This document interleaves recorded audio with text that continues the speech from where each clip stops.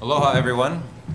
Welcome to the House Committee on Judiciary and Hawaiian Affairs. My name is David Tarnas, chairing the committee, and my vice chair is Greg Takayama, and welcome to our member who's always here on time, Representative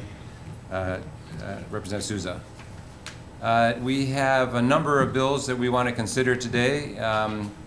Today is Wednesday, February 8th. It's 2 p.m. We're in conference room 325 here at the state capitol. For those who are testifying, I would request that you limit your testimony to about 2 minutes if you could, then I'll ask you to summarize. And if you're testifying via online through Zoom, please keep yourself muted and your video off until you're ready to testify and I call on you, and then unmute yourself and turn your video on, and then please testify. And then when you're finished, please turn off your video and mute yourself afterward. You can use the Zoom chat function to check in with technical staff only. Please don't send me a message on it because I won't get it. If we have to delay the hearing or cancel it for any reason, we'll reschedule it and we'll post a hearing notice for it. And if you're on Zoom, please avoid using any trademarked or copyrighted images. And please, of course, everybody, please conduct yourself with aloha so that we all get along. It's okay to disagree, but please don't be disagreeable. Let's go ahead and start our agenda today. First up, we have House Bill 716. This is the beginning of our hearings on various bills recommended by the Commission to improve standards of conduct. We have a number of measures today, and then we'll have measures that are coming from the Commission that we'll be hearing later on this month. These are double referrals, so we need to move them out sooner rather than the other ones, which are single referrals, so we have a little bit more time. So today we'll be hearing bills that have, most of them are double referrals, so they go from this committee to the Finance Committee. First up, House Bill 716 relating to elections. It requires the Office of Elections to prepare a voter information guide that includes candidate statements and statements on ballot questions. It appropriates some funds to different departments to assist in the preparation of this guide, and also appropriates funds to the Office of Elections as well. So first up, we have testimony and support from Judge Foley. Judge Foley, please proceed. Thank you, Mr. Chairman, members of the committee. Thank you for the opportunity to appear, and thank you for the work your committee's already done to increase transparency and accountability in state and county government. And that's what this bill is for. As you correctly described the bill, have the Office of Elections to create this voter guide and distribute it, working with the Attorney General's office and the Legislative Reference Bureau. We believe this would maybe increase interest and turnout in elections as well. I've submitted written testimony and I will remain available if you have any questions. Thank you, Judge Foley, and thank you for your work chairing the Commission to improve standards of conduct. Appreciate you being here today. Next, we have testimony with comments from the Attorney General. Mr. Reese Nakamura, Deputy Attorney General, welcome. The floor is yours. Please proceed. Good afternoon, Chair, Vice Chair, and members of the committee. I'm Reese Nakamura from the Department of the Attorney General. We have submitted our comments regarding the Attorney General's role in this matter, and I'll be glad to take any of your questions after when you're ready for the comments. Okay. Thank you. All right, thank you very much. Next, we have testimony with comments from the Office of Elections. Mr. Scott Nago, Chief Elections Officer, welcome. Thanks for being here. The floor is yours. Please proceed. Good afternoon. Thank you for having us. We submitted written testimony, provided comments, and we're going to stand on our written testimony and be happy to answer any questions you may have. Thank you. Okay, thank you. Next, we have written testimony with comments from the Legislative Reference Bureau. Is there anyone here today from LRB? Nope. And written testimony and support from the League of Women Voters, Ms. Janet Mason. If you're here on Zoom, please proceed. Thank you, Chair Tarnas. Good afternoon. And good afternoon to members of your committee as well. The League strongly supports this bill. The voter education described here is the primary way that voters can hold elected officials accountable for their performance when they're in the legislature and other offices. We think that Hawaii is well behind other Western states, we know they are, in providing such information. Our comparison of 5 Western states, including Hawaii, indicates that all of them, except Colorado and Hawaii, provide such candidate statements. All of them, except Hawaii, provides a consumer statement explaining the ballot proposals, and all of them, except Hawaii,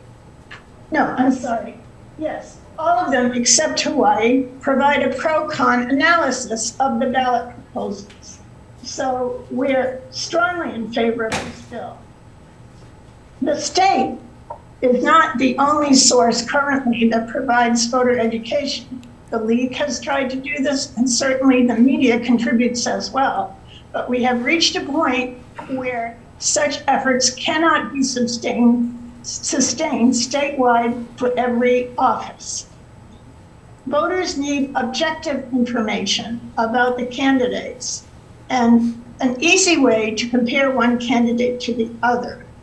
This guide would also help newcomers to the campaigns who don't have a very big war chest to finance advertising. We strongly support the bill, and we're happy to answer any questions. Thank you very much, Ms. Mason, and I appreciate the work of the League of Women Voters to fill this gap until we're able to have the government perform this service. I appreciate the League of Women Voters has a 411 online guide, which has been very helpful. Let's move on. We have testimony, written testimony and support from Andrew Crosslin, Will Karen, Christopher Bosco, Regina Gregory, Gerard Silva testified, written testimony in opposition. And then we have testimony and support from Susan Jaworski and Jessica Kuzmaier. That's all the testimony we received on this measure. Is there anyone else here wishing to testify on this measure? Seeing none, questions, members? Yes, please, Representative Souza, please proceed. HB 716. We still are. Thank you. Welcome back. Thank you. I have a question for Mr. Foley. Judge Foley, we've got a Judge question Foley, for you. yes. Thank you for joining us. Again? Okay, you hear Yes. me? Okay, great. I just wanted to know about the candidate statements. Basically, I guess that's a description for each candidate as a part of the voter guides. For me, that seems like it hinges on campaigning in some sense, depending on what the statement says. Can you just shed some light on that a little more? Because I do agree with everything else as far as providing information for voting. Thank you. Going back and rereading the bill, Representative, before today, I'm not sure if it's clear as it could be. For someone else to write the statement, it would certainly raise the concerns you've just voiced. But the bill also provides that the candidate himself or herself submit the statement in so many words, and that may be the best way to do it. Thank you. Just a follow-up question. Do you think that in some sense that it could be unfair to certain candidates, maybe, those who have campaigned compared to those who haven't, perhaps, and maybe giving one an unfair advantage over the next? Well, I don't think the statement in and of itself would, if it's the same terms for each candidate. There's no question we don't have a level playing field out there. That's one reason why you have this commission in terms of money, incumbency, and other matters. But if the bill isn't worded right, the intent of the bill, Representative Souza, is to do exactly what you want, is to have all candidates treated equally in submitting statements and no favoritism. I think the issue becomes more so I think the Attorney General pointed it out. And by the way, I would really like to commend your committee for releasing the testimony in advance, well in advance, as recommended by our commission, because it gives people like me the opportunity to review it all before the committee hearing. And that, I think, is more of an issue, Representative Souza, with the written statements on proposed charter amendments and constitutional amendments, favoritism, subjectivity. It's more of an issue there, I think, than the candidate statements. Thank you for clarifying, Judge Foley. I appreciate it. Thank you, Chair. Thank you, Representative. Any other questions, members? If not, I do have some questions. I'd like to note for the public that if you haven't had a chance to read the testimony, that the testimony we received from the Attorney General said that they really don't feel like it would be appropriate for them to do what's being asked of them. So I'd like to ask Deputy Attorney General Reese Nakamura to come on up, and if you could explain briefly why it is that you think it's inappropriate for the Attorney General to do what's being asked of you in this bill. Yes, thank you, Chair. Thank you for the opportunity to testify. As you know, and as cited in our comments, the Attorney General represents the state. In general, what we are being asked to do is to possibly interpret what members of the public are stating, and there's a chance that we could misinterpret it or maybe not put it in the right light, and we could be put in a position where we have a conflict of interest now that we have to represent the state, and we could, we don't want to misinterpret what the public is saying. So we're concerned that the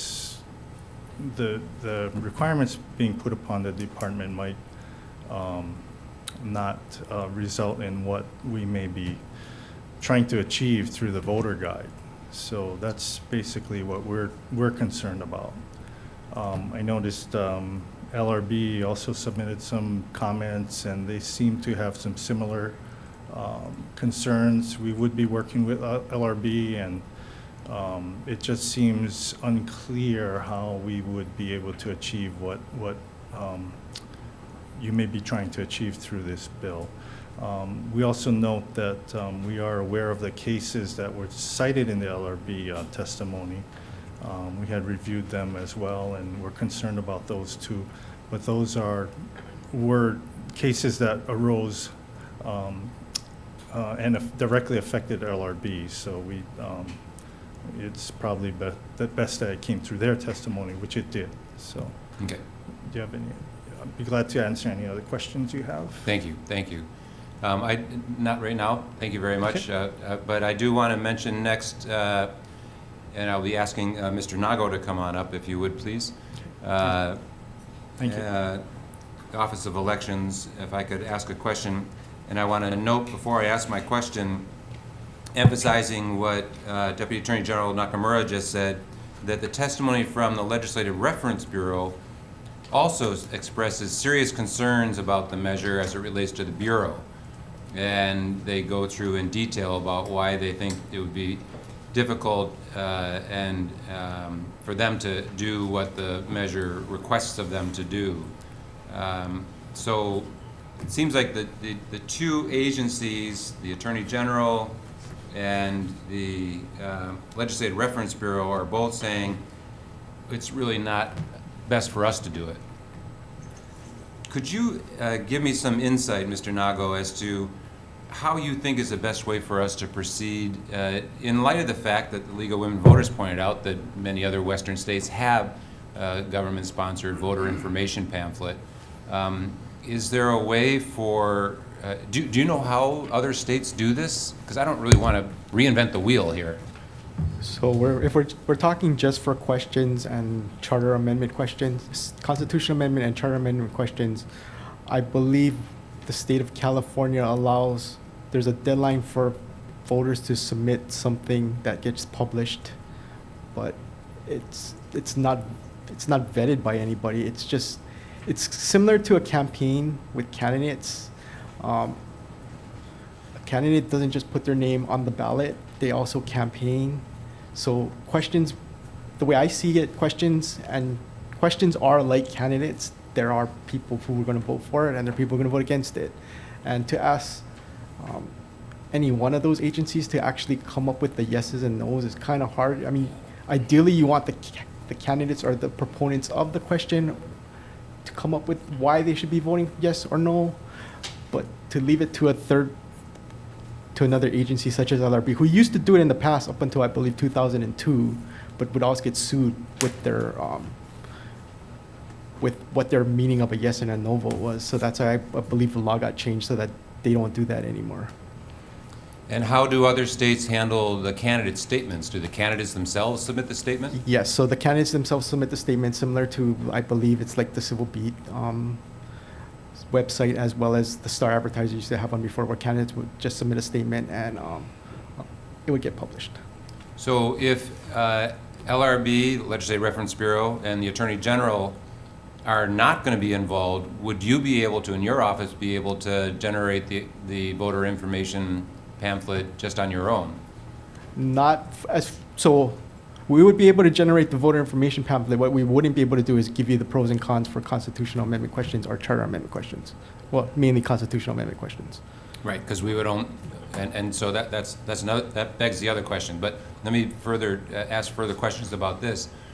So in terms of pros and cons for constitutional amendments, which are only ones that this body would deal with, testimony pointed out that that's really what happens through the legislative process. You get pros and cons, and then the legislature decides to the language, and then we pass it as a bill. Then it has to go on the ballot for popular vote. Would your office be able to draw from testimony pros and cons and write a statement, pros and cons? No, I believe that's where the AG and the Legislative Reference Bureau we would be in the same situation as they would be, because we would put something up there that we think and we would misinterpret something and we would get sued for it, and it would look even worse because we're the ones counting the ballots.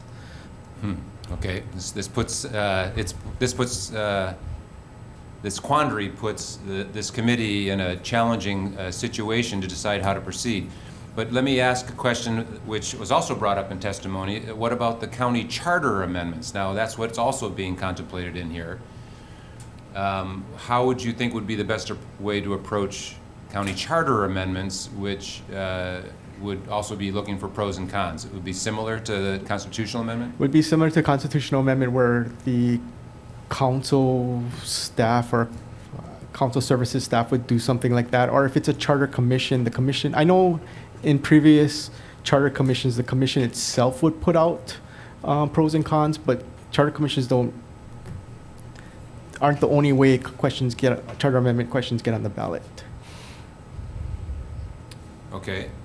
And then my last question is, this has got a blank appropriation in it for your office to prepare the statement and also to and distribute it. Do you have an estimate as to how much that would cost? Yeah, so on page 2 of our testimony, we're estimating it to be $143,280,000 for both primary and general, and that is for a digital guide with a insert to be inserted into the ballot packet saying it's available. Okay, and I appreciate that. I'm asking the question, even though it's in your written testimony, I want everybody to be able to hear that. And so that's for an entire election cycle. Yes, and it's mainly for translations. Okay, and that's for primary and general. Correct. And the total again is? 143,280. Okay. Okay, and then last question to you, sir. How are other states, how would they deal with the question of bias? Either in the candidate statements or in the pros and cons? It seems like that would be intrinsic to a pro and con. Is it your bias to that position? I think it's, like I said, in California, they let voters submit their pros and cons, and they'll just print anything or everything. Wow, that could be a lot. Yeah. Okay. And Okay. some of it may not be true too, so I mean. Yeah, that's right. It seems like that could be a challenge. Okay, well, it seems like we need to work on this some more. Any other questions, members, on this before we move on? Okay, thank you very much, sir. Let's move on to the next bill, House Bill 719, relating to public records. Beginning July 1st, 2024, it imposes a cap on charges for the reproduction of certain government records, waives the cost of duplication of government records provided to requesters in an electronic format, imposes a cap on charges for searching for, reviewing, and segregating records, and provides a waiver of fees when the public interest is served by the record's disclosure. And it appropriates funds for the position to the Office of Information Practices. First up, we have testimony and support from Judge Foley, Commission to Improve Standards of Conduct. Judge Foley? Thank you, Mr. Chairman, members of the committee. The Commission recommended this bill in the interest of greater transparency and accountability in government, and somewhat leveling the playing field in terms of access, that it's not just money that gains access, but the public interest. The legislature passed a similar bill last session, regular session, that was vetoed by the governor. We, as the commission, made a serious attempt to address some of the concerns raised by the governor, but by the looks of some of the testimony you've received, we haven't addressed them all, and I'll be available for any questions. Thank you, Judge Foley. I appreciate your sense of humor. Next, we have testimony with comments from the Department of Human Services. Kathy Betts, Director. Anyone here from Department of Human Services? Nope. They've got serious concerns. Next, we have testimony and comments from the Department of Accounting and General Services. Welcome. The floor is yours. Please proceed. Thank you, Chair, Vice Chair, members. Keith Regan, Comptroller for the State of Hawaii. We stand on our written testimony, providing comments on this matter, and we are here to answer any questions that you may have. Mahalo, Chair. If I may ask, Mr. Regan, are you, your comments, the public, if they haven't had a chance to read it, could you briefly summarize your testimony? In essence, what we're asking for is that if this measure was to move forward, that Chapter 94 be taken into consideration as part of the cost factor associated with providing public documents.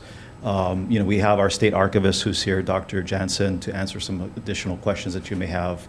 And so, our big concern is the cost that our state archives incurs whenever we do these production of documents and have to certify those documents as well. So we're just asking for your consideration. Okay, and there may be questions, so I appreciate you're here and the archivist is here. Thank you, Chair. Thank you. Next, we have testimony in opposition from the Department of Land and Natural Resources. Welcome.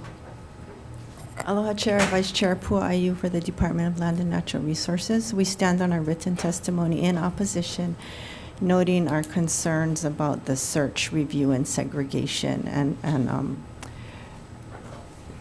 our ability to be able to control that if a public interest request, our fees are waived for that. Thank you very much. Thank you very much, and I appreciate you being able to be here for questions. We also have Les Kobata from the Bureau for questions, if you want to ask him specific ones. Thank you. Thank you. And just for members and the public, the Bureau of Conveyances is actually within the Department of Land and Natural Resources. Okay, next we have testimony with comments from the Office of Information Practices. Welcome, Director Cheryl Park.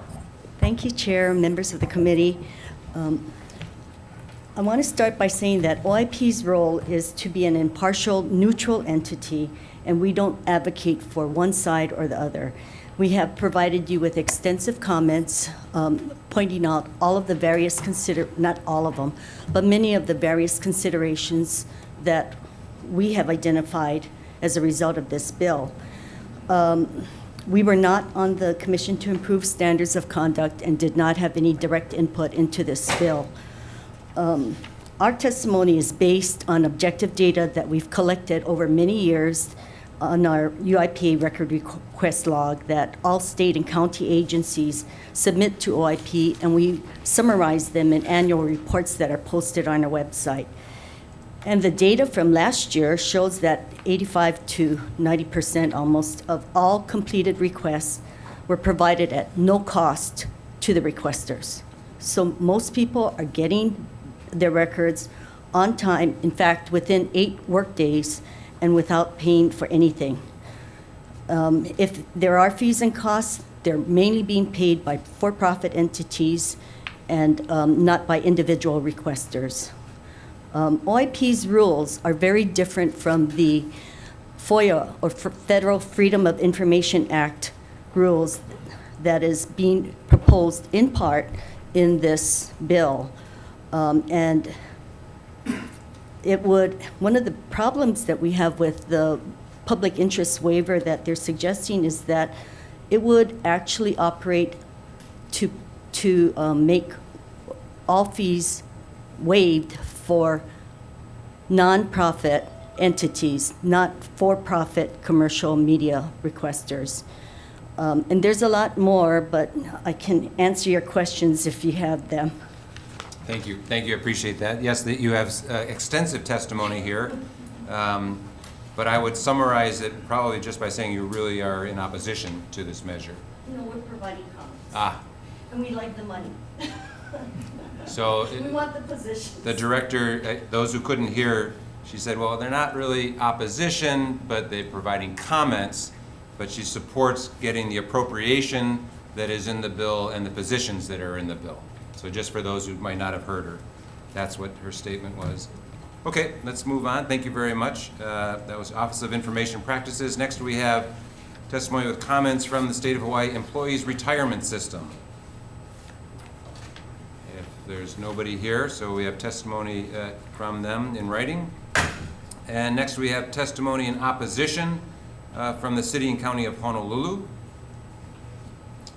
And we have testimony in support from the Civil Beat Law Center for the Public Interest, Executive Director Brian Black. Welcome, please proceed. The floor is yours. Good afternoon, Chair, Vice Chair, members of the committee. Brian Black, Executive Director for the Civil Beat Law Center for the Public Interest. I read OIP's testimony as being in opposition, and that's disturbing. It's disturbing because they're charged with administering this law, which is the stated purpose of is to promote the public's interest in disclosure. And when the legislature authorized these fees to be granted, it charged OIP with protecting the public's right of access and making sure that these fees would not be an obstacle to access. And here we are now, and they are an obstacle to access. They stop reporters, they stop nonprofits from being able to tell their members, tell the public about things that are happening in government because the fees are being used as an obstacle to access. There's a lot of misconceptions in the agency testimony. I'd be happy to address those. But in the end, I would just say that the legislature last year, you all passed this unanimously.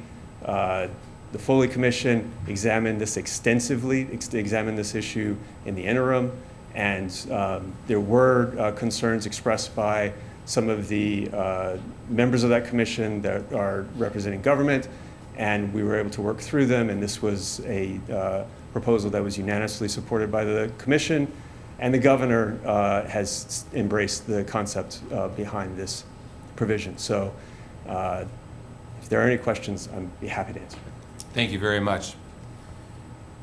Next we have testimony in support from Animal Rights Hawaii, Kathy Gogol, and written testimony in support from Doug Meller, League of Women Voters of Hawaii, written testimony in support from Hawaii Chapter Society of Professional Journalists, President Morita, testimony with comments from Grassroot Institute of Hawaii, Joe Kent, testimony in support from the Hawaii Bulletin publisher, Ryan Ozawa, and written testimony in support from Robert Doerr, Andrew of Albatross News, and individuals Andrew Crosslin, Lynn Matasau, Deline McCormick, Will Karen, Susan Jaworski, Scott Shedko, Christine Trecker, and Lila Mower.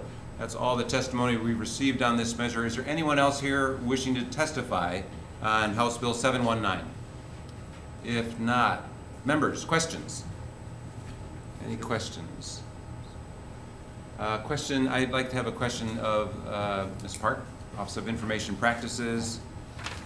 Could you explain to the committee the status of the draft rules that are on your website. And if I remember, they're dated 2017. Could you explain to us what those draft rules are and why are they stuck in limbo? Okay. Our current rules were adopted in 1999 on data that on a study that was based in 1996. So the fees in the current rules are based on 27-year-old, I think, if my math is right. Maybe it's more older. Information. And of course, everybody knows inflation has gone up over that period of time. So in 2017, we were going to update the fees as well as apply them to personal record requests.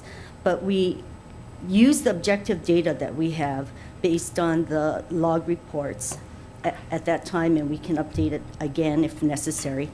But we looked at, how much time does it take for agencies to respond to different types of requests.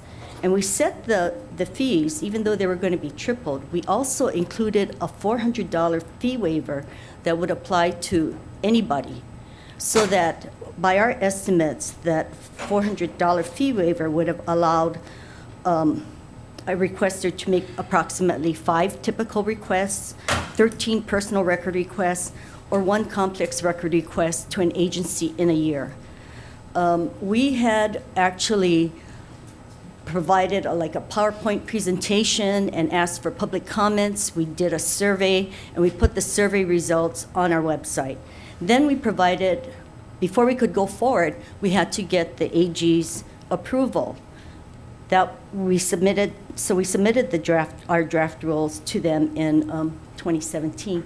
But with COVID and everything, we still haven't heard back from them, which is why we haven't gone to formal rulemaking. We'd be willing to take another look at the draft rules, if necessary, but we didn't have the opportunity to do so last year because we do not have the personnel to be able to do it. Last year, we were so busy with trying to get our website updated with training materials and then helping the legislature in interim work. Okay. Okay, thank you very much. Thank you.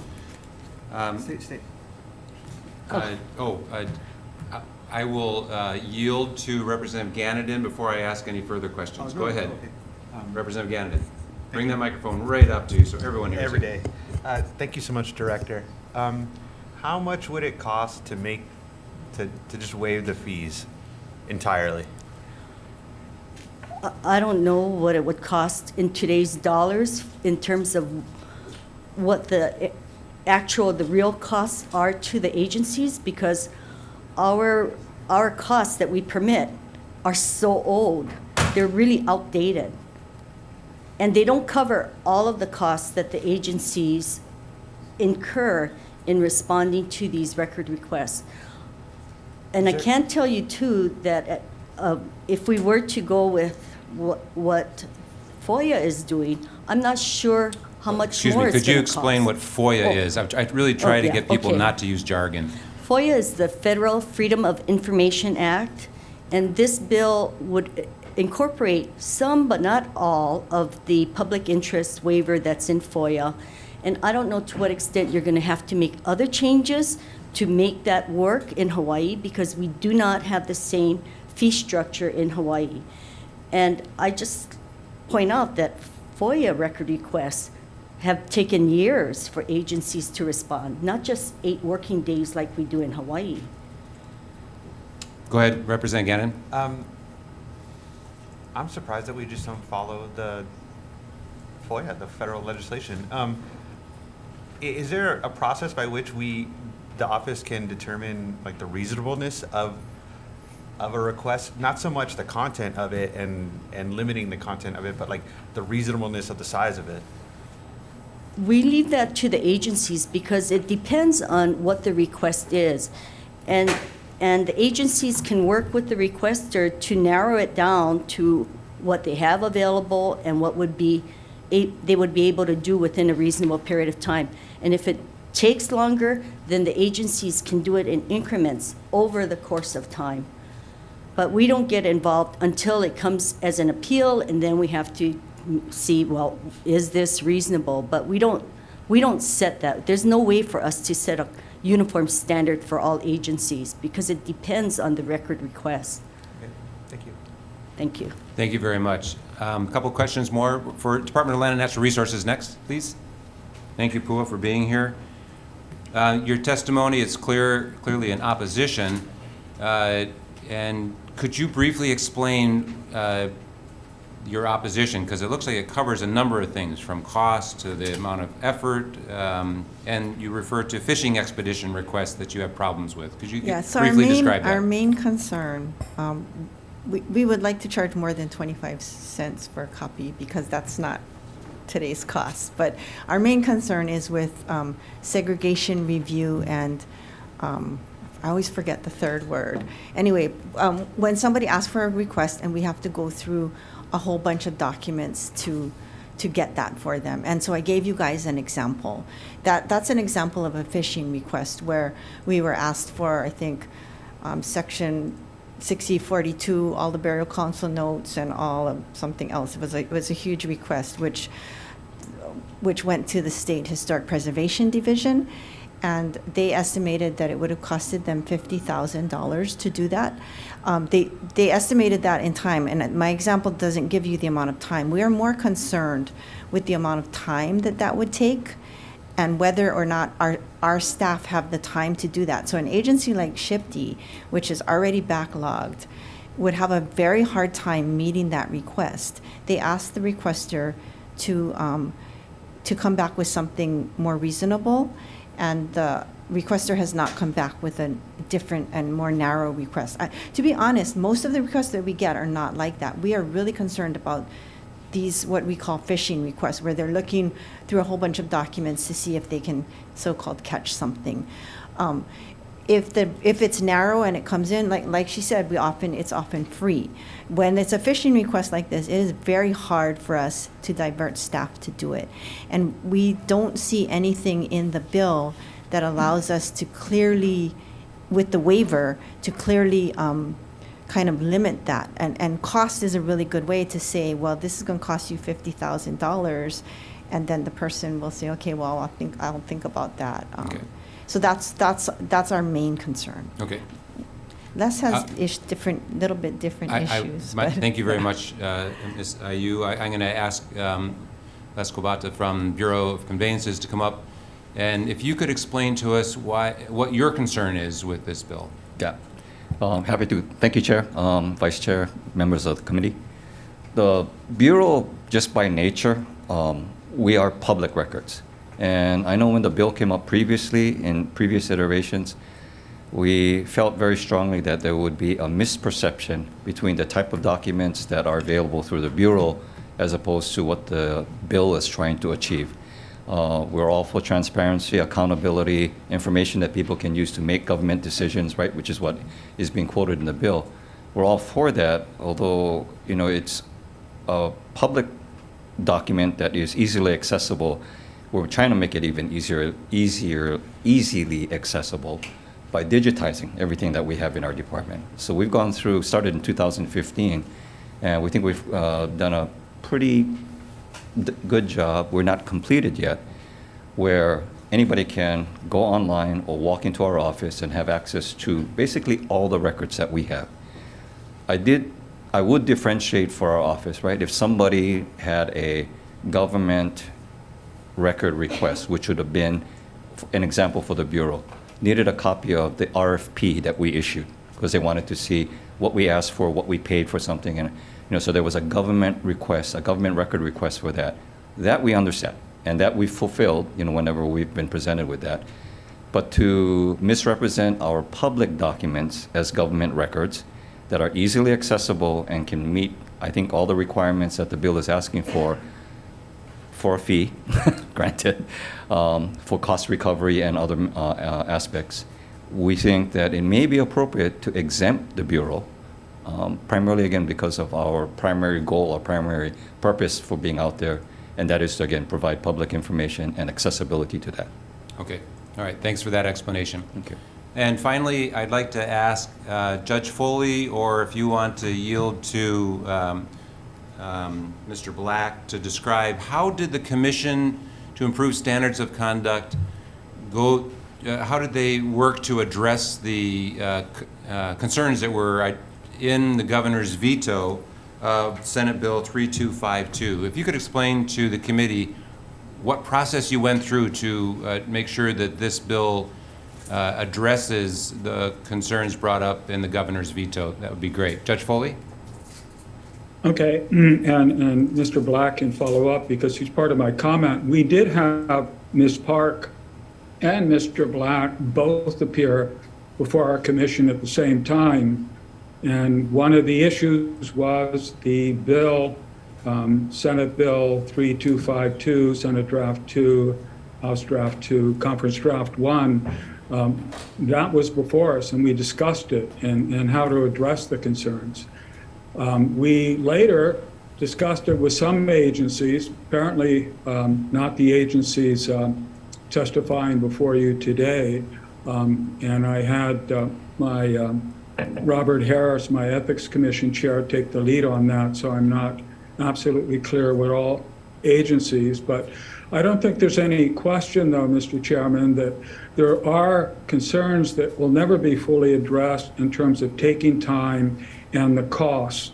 But when you look at the testimony of Mr. Black before your commission and Ms. Park, and before our commission, and it's outlined as well in the minutes, we clearly thought our mandate was more in the interest of transparency and accountability as opposed to the concerns of increased costs and time. Okay, thank you very much, Judge Foley. Mr. Black, if I could ask you to come up, if you could explain from your perspective what was done in order to address the concerns that were in the governor's veto message of Senate Bill 3252.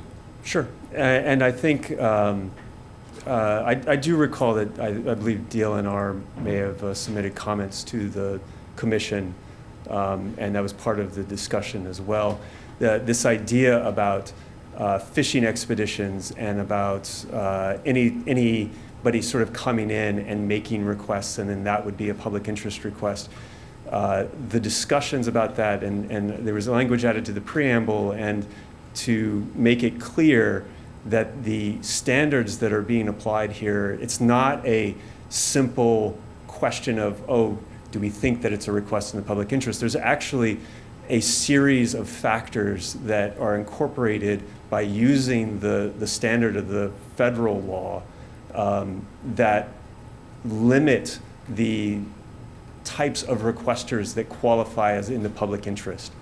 And that includes considering the scope of the request, the type of requester. If you have a commercial entity that is a data broker of some kind, they don't qualify for this. A lot of the people who are paying now will continue to pay because they're not people who are out there trying to make this information that they're requesting available to the public freely through their website or whatever it is.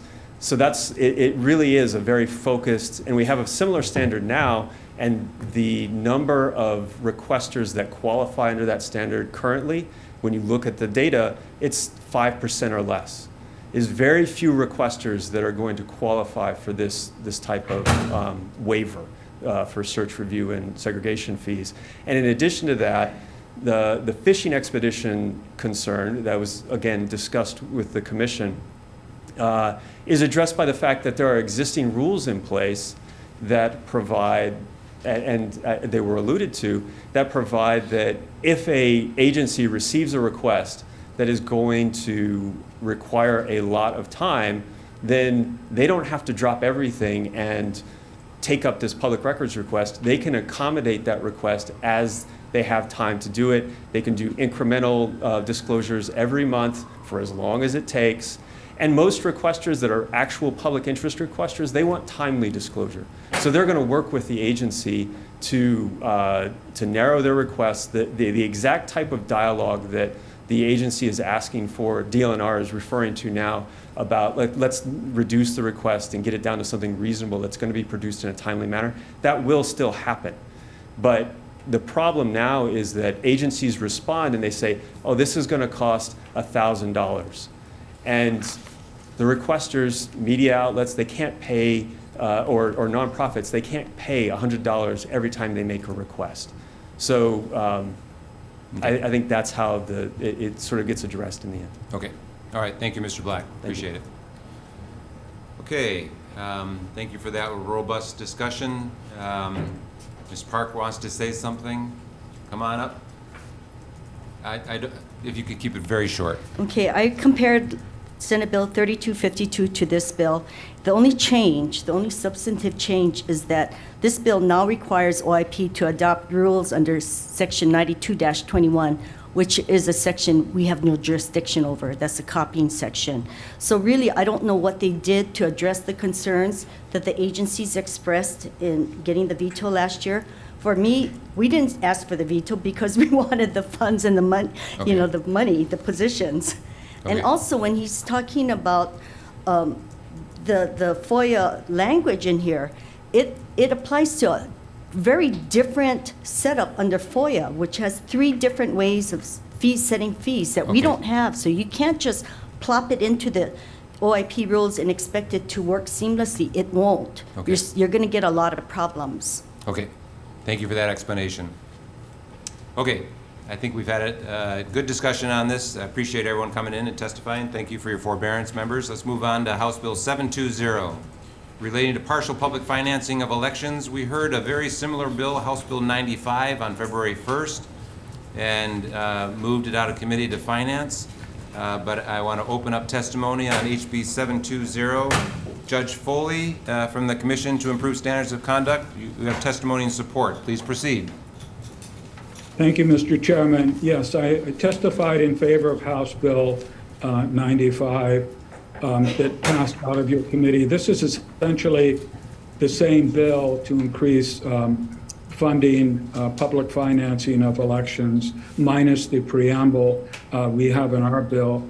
The only point I would like to add is that the Commission, as pointed out in my written testimony in our report, certainly would encourage more public funding if the legislature feels the state has the resources to do so.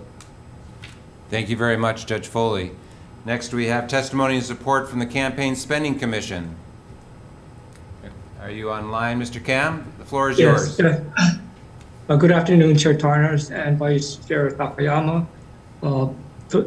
House Bill 95, which was heard by this committee back in the 1st of February, I believe, was passed out, and with in HD1, this bill has the same title, same subject, which is to increase the amounts in our partial public financing program, and the Commission supports this bill. Thank you. Thank you very much. And we have testimony in opposition from Andrew Crossland, testimony in support from Will Curran, Christopher Bascol, and Lily Maurer, testimony in opposition from Gerard Silva, and testimony in support from L.A. Stokesbury and Jessica Kuzmeyer. Is there anyone else wishing to testify on this measure? If not, questions, members? Seeing none, we'll move on. Thank you. House Bill 463, relating to elections, lowers the threshold for disclosure of campaign expenditures for non-candidate committees to $100. And on this measure, we have testimony with comments from Gary Cam, Campaign Spending Commission. Mr. Cam, please proceed. Thank you again, Chair Tarnas, Vice Chair Takayama, and members of the committee. Presently, the threshold for a person to register as a non-candidate committee is more than $1,000. This bill will lessen that amount to more than $100. For the reasons stated in our testimony, that might be a little too low as far as being able to, that kind of activity might be a little too low as far as, bringing all the burdens, requirements of our campaign finance law to bear on someone that just spent, say, $100.01 in a 2-year election period. The Commission would suggest that the Department of the Attorney General be consulted on this before a decision is made, or I guess as it goes along to the various committees. Thank you. Thank you, Mr. Cam. And we have testimony and support from Lynn Matasau. That's all the testimony we received on this measure. Is there anyone here wishing to testify on House Bill 463? If not, questions, members? Seeing none, we'll move on. House Bill 725, relating to the legislature, establishes the Office of the Public Advocate, establishes rights for the members of the public with respect to conduct and operation of the legislature and its members, specifies procedures for the investigation and reporting of alleged violations of those rights. First up, we have Judge Foley, Commission to Improve Standards of Conduct, in support. Judge Foley, please proceed. Thank you, Mr. Chairman. This bill largely was proposed by former Representative Jim Shawn and discussed. It creates, as you state, an office to enforce rights that would be codified. Sort of as a de facto measure, many of these rights not being codified are certainly respected, especially by your committee, which I consider a model of decorum. But there is a lot of complaints out in the public that we receive that not all committees act as yours does, and that some people that feel they're not being appropriately heard should have a place to go and to voice their concern, an independent agency, so their grievance can be addressed. Thank you. Thank you very much. Appreciate your kind words about our committee. Next, we have testimony and support from Robert Harris, Hawaii State Ethics Commission, or representative. No, there you are, Mr. Harris. Welcome. Please proceed. Thank you. Aloha. My Aloha. name is Robert Harris. I am testifying on behalf of the Hawaii State Ethics Commission. I will echo the comments about this committee. Flattery will get you anywhere, correct? If I can share briefly. No. It's worth a shot. Still, very kind of you, though. If I can share briefly, one of the motivations of this bill with the Standards Commission was a lobbyist who reported an incident who had a very uncivil interaction with the legislator, and she was put into a bind. If she were to report this to the legislature for some type of disciplinary action, potentially her career is over. And it probably did not wasn't necessarily a situation that would result in strong discipline. It was probably something we would simply look at and say, that's really beyond the pale. You should do better next time. And so the intent here with this bill is to have an entity that could confidentially receive those types of complaints, look into them, and try to resolve them without going to discipline, without going to enforcement. So for example, if there's a situation where testimony is consistently filed late, it's an opportunity for someone to come in and say, hey, what can we do to try to fix this? And so there's nothing in what is proposed that is intended to be enforcement capabilities or discipline. I really want to state that. The intent is to look in and try to resolve these interactions between legislators and the public or the legislature in general. In addition, I'd like to note that the Standards Commission was not necessarily a proponent for creating a whole new entity. And in fact, it was considered a straw proposal. The intent was potentially to fold it into an existing agency. However, we recognize some of those existing agencies. For example, the one that was talked about the most was the Ombudsman's Office, is going to need potentially additional resources. And there was also the concern with the fact that the Ombudsman currently is appointed by the legislature, and there may be an appearance issue there.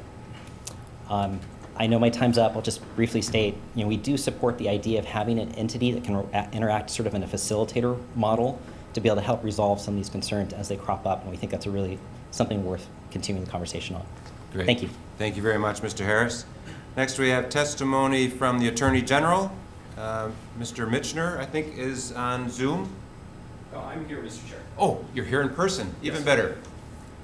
Please proceed. So good afternoon, Mr. Chair, Mr. Vice Chair, members of the committee, Deputy Attorney General Thomas Michener, here to offer comments on this bill. We have concerns as outlined in our written testimony, and I have copies for the committee if they weren't able to have a chance to look at it because it was submitted late.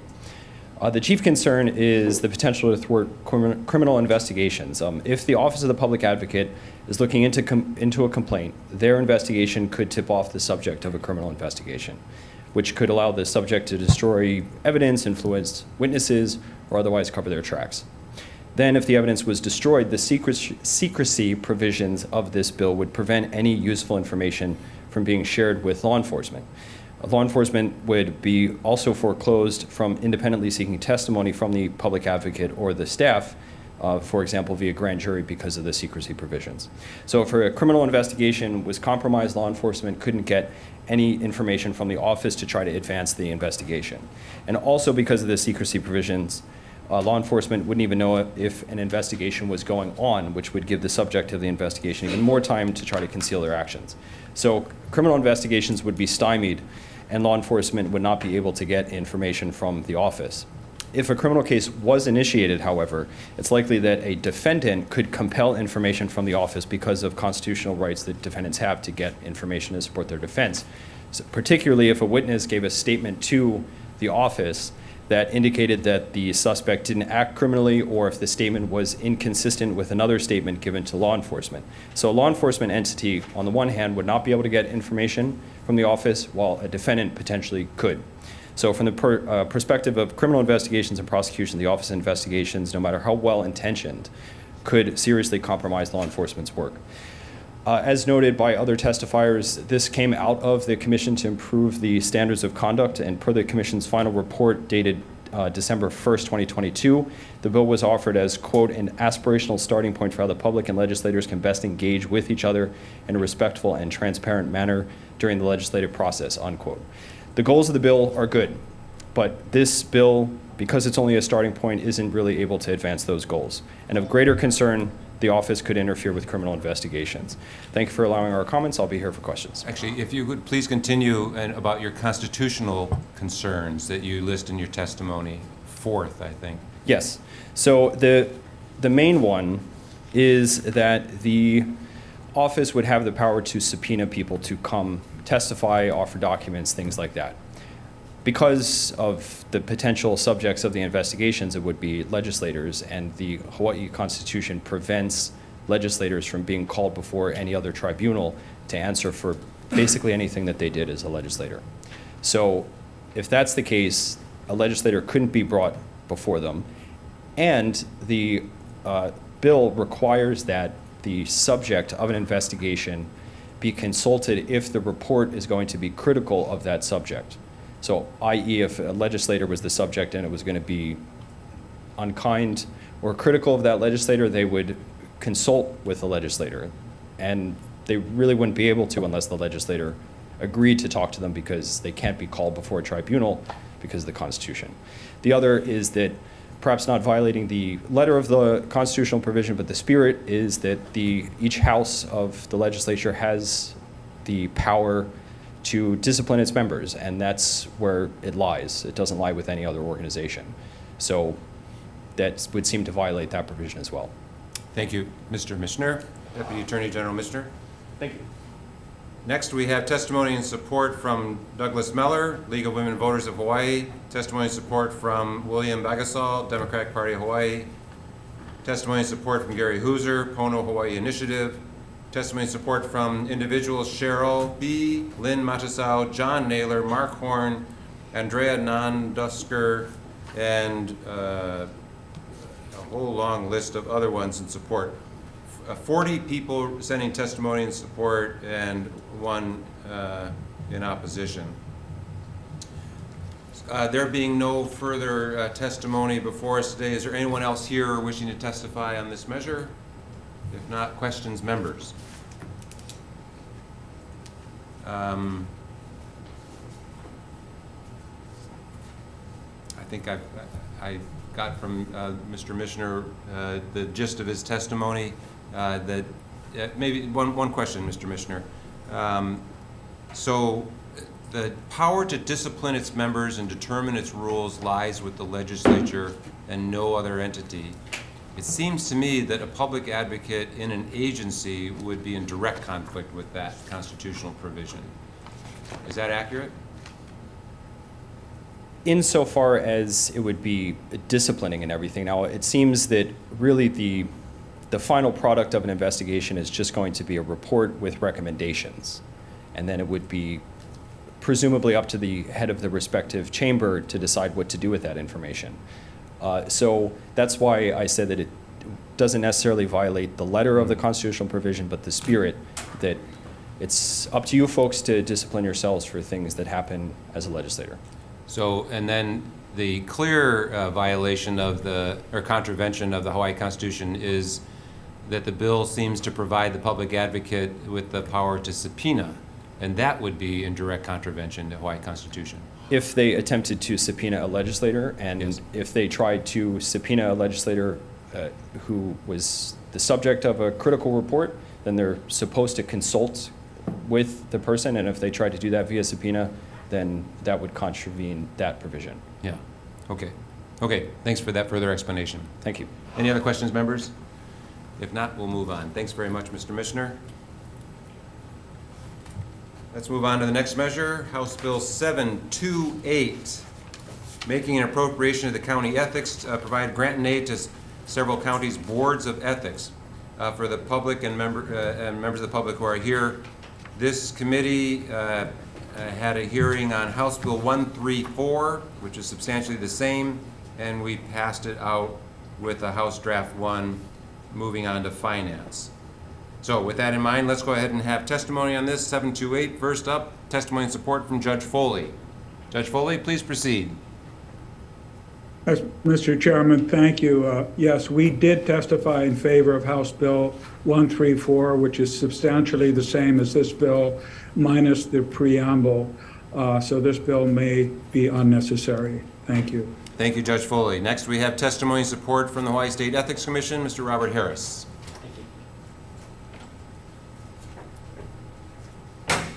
Thank you, Chair. We can stand on our written testimony, recognize you heard it. Happy to share more if you think the public would like to hear more.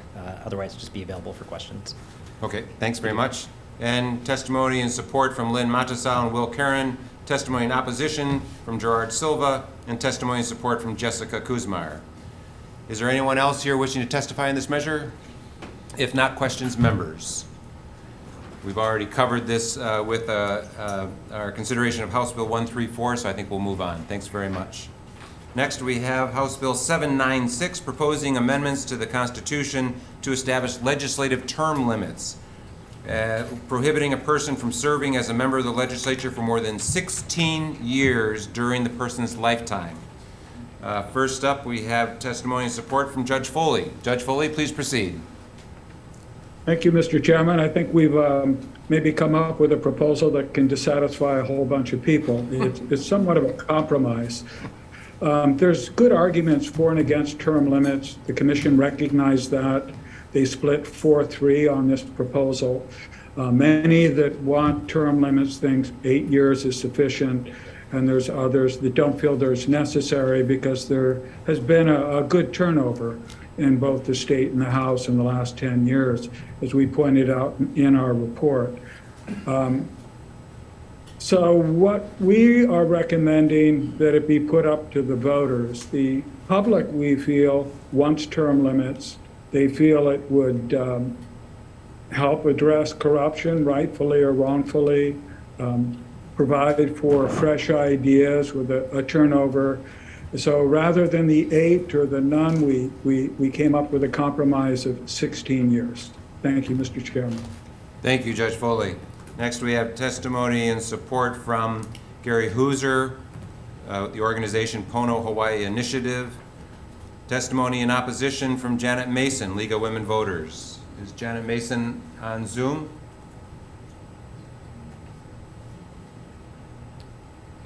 Apparently not. Nope, she's left. Testimony was in opposition. And then we have testimony and support from Andrew Crossland, Ken Conklin, and Victor Ramos. Opposition from Lynn Matasau, and testimony and support from a total of 49 individuals. And I want to note testimony in opposition from Will Karen, comments from Russell Ruderman, and testimony in opposition from Alan Urasaki, and all the rest in support. Is there anyone else here wishing to give testimony in this measure? If not, questions, members? Yes, Representative Ganadin. Yeah. To Judge Foley with the commission. Good afternoon. Yes. Yeah. when you folks were discussing this, did you look at states that had term limits and how that affected those legislatures? We did, and we had testimony. Janet Mason is not here, but she brought in the head of the League of Women Voters, who have done a survey, and as part of our report, that presentation and the minutes, and they didn't seem to think it had much of an impact, if at all, in achieving dealing with corruption or misconduct in office. So to answer your question, it's more theoretical than empirical evidence. Oh, thank you. Thank you, Representative Ganadin. Any other questions, members? Just for the public, I would like to, if you haven't read testimony from the League of Women Voters, they are testifying in opposition, and note that that there's no evidence that term limits prevent corruption, as Judge Foley just mentioned. They say that they note that between 2012 and 2017, nearly half of the state representatives in Hawaii and a third of the state senators were replaced through elections. If you look at the 10-year period between 2012 and 22, it's even higher. 56% of senators and 65% of state representatives were replaced through elections. So at least for the past 10 years, voters have already succeeded in limiting the terms of most legislators. And then finally, this is all germane, so I wanted to bring it up. As of November 2022, only 15 states have term limits for legislators, and additional 6 states tried term limits and then abandoned them. So, wanted to note that for the public so they understand. Yes, Representative Souza. Question, Chair. For Judge Foley, do you think that the 16 years is still just like an arbitrary number? I know you gave your rationale, I read the testimony, but I mean, do you think it's problematic that we landed on 16 years? Sort of the rationale that went into it, we have 8 years for our county councils and executive officials, mayors and governor, but they're smaller legislative bodies, they're unicameral, and there's concentration of power. We looked at the legislature, which is bicameral, has over 70 members, and we thought of maybe 8 years for each house. But then we said, well, rather than 8 years from each house, why don't we have just 16? It may turn out 8 years in each house, 12 and 4 and whatnot. But that's sort of the rationale. The other thing is a lot of people opposed to term limits talked about institutional knowledge. And you can see that in your body, that people that have been around a while have a lot of knowledge and can offer things that maybe somebody with 4 or 5 years can't quite do. And so 16 years, part of the compromise was to make it long enough so you wouldn't unnecessarily lose that treasure trove of information from years of service. Thanks for explaining. Thank you. Representative Ganadin? I don't want to offend any members here or otherwise. Did the committee discuss age limits, similar to the way the judiciary has an age limit? 70, No, of course, is not. when you turn into a pumpkin when you're a judge here in the state of Hawaii. Nope. I was forced out by age limits, but best thing that ever happened to me, to tell you the truth. All right, just checking. Okay, thank you. I look forward to the day, but I have many years ahead of me. Thank you very much, Representative Ganadin. That's right. Who would you be offending on this committee? I represent that remark, yes. Okay, all right. If there being no further questions, let's move on. House Bill 384. So we're moving off of the bills that came from the commission to improve standards of conduct. I appreciate you being here, Judge Foley. But we'll move on to House Bill 384 relating to parentage. This is a judiciary bill. It enacts portions of the Uniform Parentage Act of 2017 to replace the Uniform Parentage Act of 1973. First up, we have the Attorney General. You're here in person. Welcome. I am, yes, thank you. Thank you for being here. The floor is yours. Please Yes. proceed. Thank you. Good afternoon. My name is Mark Nugent with the Attorney General's Office. We did submit written testimony that made suggested changes to specific areas of the bill. And those suggestions were primarily made to ensure that there was consistency between the model UPA, Hawaii law, federal law, and within the wording of the bill itself. So if you have any questions, I'm happy to answer them. Thank you. And when you say UPA, you mean the Uniform Parentage Act. That's correct. Sorry. That's okay. It's hard for folks to not use jargon, but I'm just trying to be clear to the public. Understood. Okay, Yes. great. Thank you very much. I appreciate that, Mr. Nugent. Next, we have testimony and support from the judiciary. And we're lucky again to have Judge Hall here today. Welcome. Floor is yours. Please proceed. Good afternoon, Vice Chair Takayama, Chair Tarnas, members of the committee. I understand there may have been a glitch that set my testimony to be a little late. I do apologize. My understanding you have since received it, so I won't be reading from it. We have it, yes.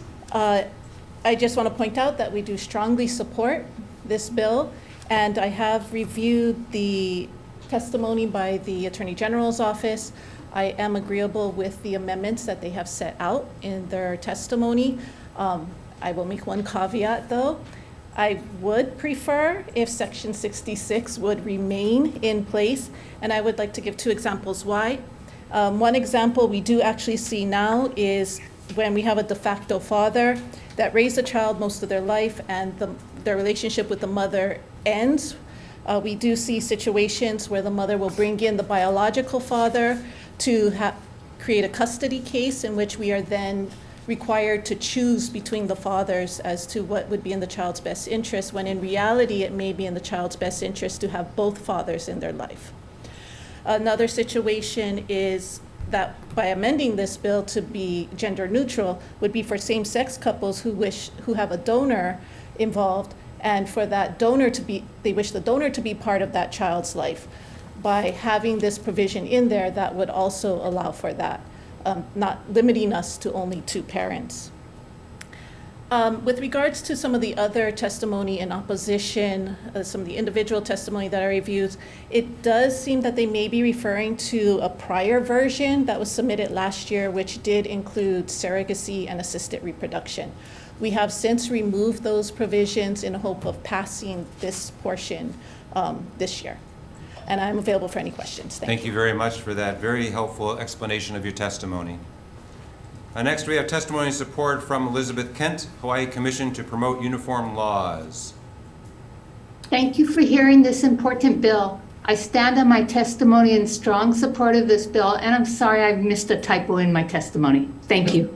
Oh, that's okay. We all, that happens to everybody. Thank you very much, Elizabeth Kent. Next, we have testimony and support from Michael Goliach, Stonewall Caucus of the Democratic Party of Hawaii. Aloha, Michael Goliach Jr., Chair of the Stonewall Caucus. We do want to point out that we do support this bill, even though we clicked oppose in our thing.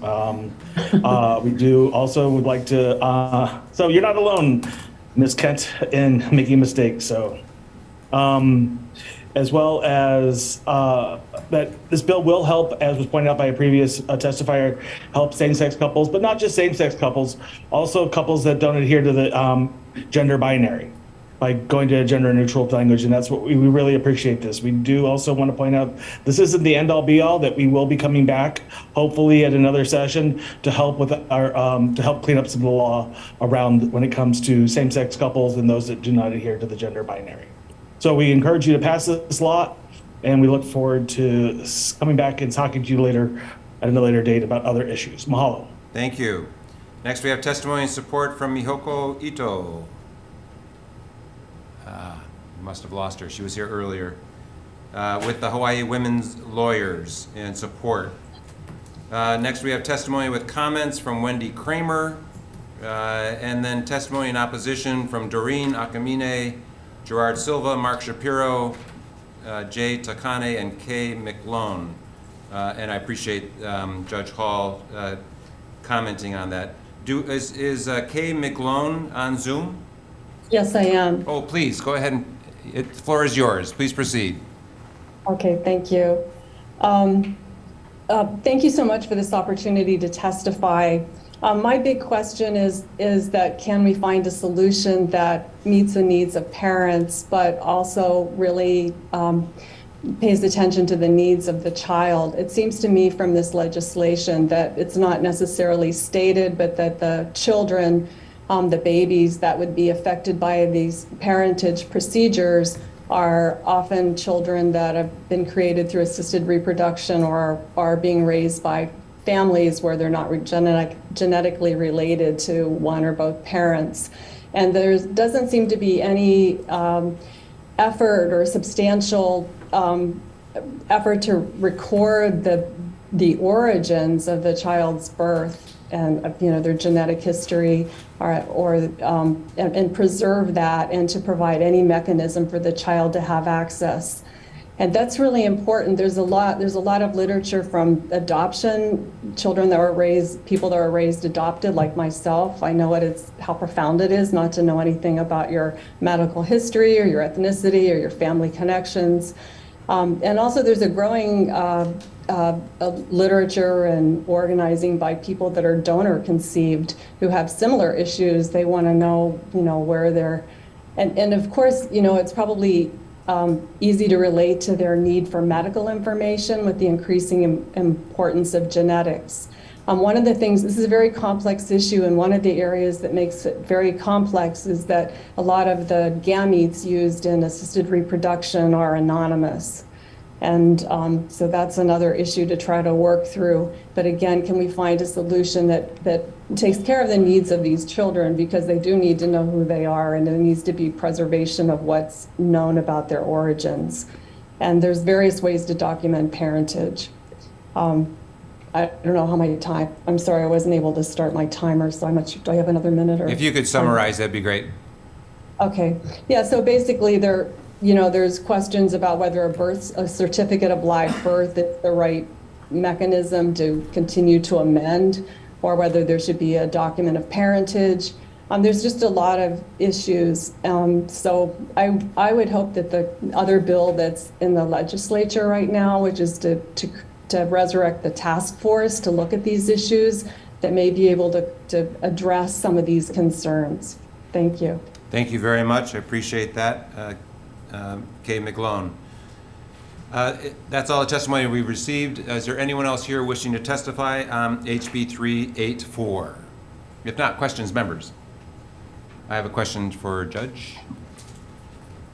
Thank you, Judge Hall, for being here.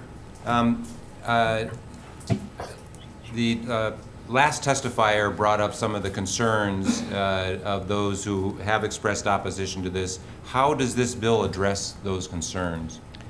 To be honest with you, the birth certificate process is a legal parentage process. It is not a biological parent process. Our current law that allows for voluntary establishment of paternities allows for the paternity to be established between two people, male and female, that are not married to each other. There's no proof necessary that's required to show that the father is the father. It's just two people signing off on an affidavit acknowledging that they want to be on the birth certificate. So even our current system has that issue that we haven't been able to resolve, as well as if two people are married, even if the husband is not the father, he will be put on the birth certificate. So it's a legal document, not necessarily a biological document. Is there a way that we could address this issue? Because as was brought up by the testifier, I mean, there is value for these individuals to know more about themselves. Is there any way to address that issue? And I would absolutely agree with that. I mean, as was mentioned in assisted reproduction, a lot of times the donors are anonymous. And I do know that in the process, the donors have to provide a lengthy medical history, much more lengthy than if a one-night stand, let's say. Yeah. So the children do have the medical history information there, even though they don't have the name to attach to that medical history. Yes, yeah. And that's why eventually I would agree we should have laws that refer to assisted reproduction and surrogacy because we don't have anything like that at this time. So there's no rules controlling the community that does assisted reproduction at this time. Sounds like we have work to do in that area, but that would be a different bill. Yes. Yeah. And I appreciate your comment. That's a phrase to remember. Yeah. Yeah. The lengthy medical history you get with a sperm donor is a lot more information you get than a one-night stand. Yes. Okay. Thanks very much. Any other questions for members of the public on this one? If not, thank you very much. Oh, yes. So let me ask the Attorney General about Judge Hall's suggestion to take all of your suggestions except regarding Section 66. So I would just say, first of all, that I acknowledge what Judge Hall said and appreciate her comments about that. But I think what we're concerned about is the practical effects that it could have, the ripple effect down the road that hasn't been vetted out yet. And that would be, for example, I work in the child support field, and child support guidelines only allow for the calculation of 2 parents. It's a formula that's used. So adding in a 3rd parent, there would have to be adjustments made with that. Or another thought would be birth certificates. Right now, I believe that's set up for only 2 parents, not 3 or more. And then lastly, another potential concern would be how would other states, would they honor our orders where they have 3 parents? Okay. Representative Gadinan. To the Attorney General. Yes. Does that mean that we're going to have to amend things like the documents that the Department of Hawaiian Homelands receives for determining whether or not an individual is a beneficiary, or whether or not the University of Hawaii is going to have to alter the way it receives documentation for parentage for Hawaiian students who might receive student assistance? And what has happened, if you know, as a result of states doing these kinds of this updating in Native communities where this is definitely going to play out in terms of beneficiaries? So with regards to the latter part of your question, I'm sorry, I don't have the answer to what other states or jurisdictions are doing with that. Could you, I'm sorry, I'm not sure if I understood the first part of your question. Were you asking There's a variety of rights that are giving to Native Hawaiians as indigenous peoples to the state of Hawaii under law. How will this affect the variety of state agencies that offer Native Hawaiians those rights? Yeah, I don't have an answer to that, but if you would like me to look into that, I can and get back to you. This is Lynette Lau, who's the administrator of CSCA. I think that's what our testimony is saying, that to choose that option, because there are 2 options. One is to keep it where there are 2 parents that would be established as the 2 people that would be established as the parent, and the other option would be to allow for 3 parents. We are saying we don't know what the ramifications are of instituting something like that and what kind of consequences it might have. We know for sure there would be some effect on the child support guidelines, visitation, and all that stuff, and how you calculate it, along with the Department of Health. Maybe if they are here, they can comment on how they're going to issue a birth certificate indicating 2 parents. But I would anticipate that what the example you brought up might become an issue as well. Okay. I think there just needs to be a little bit more input from other departments on how that would affect other things going down. Okay.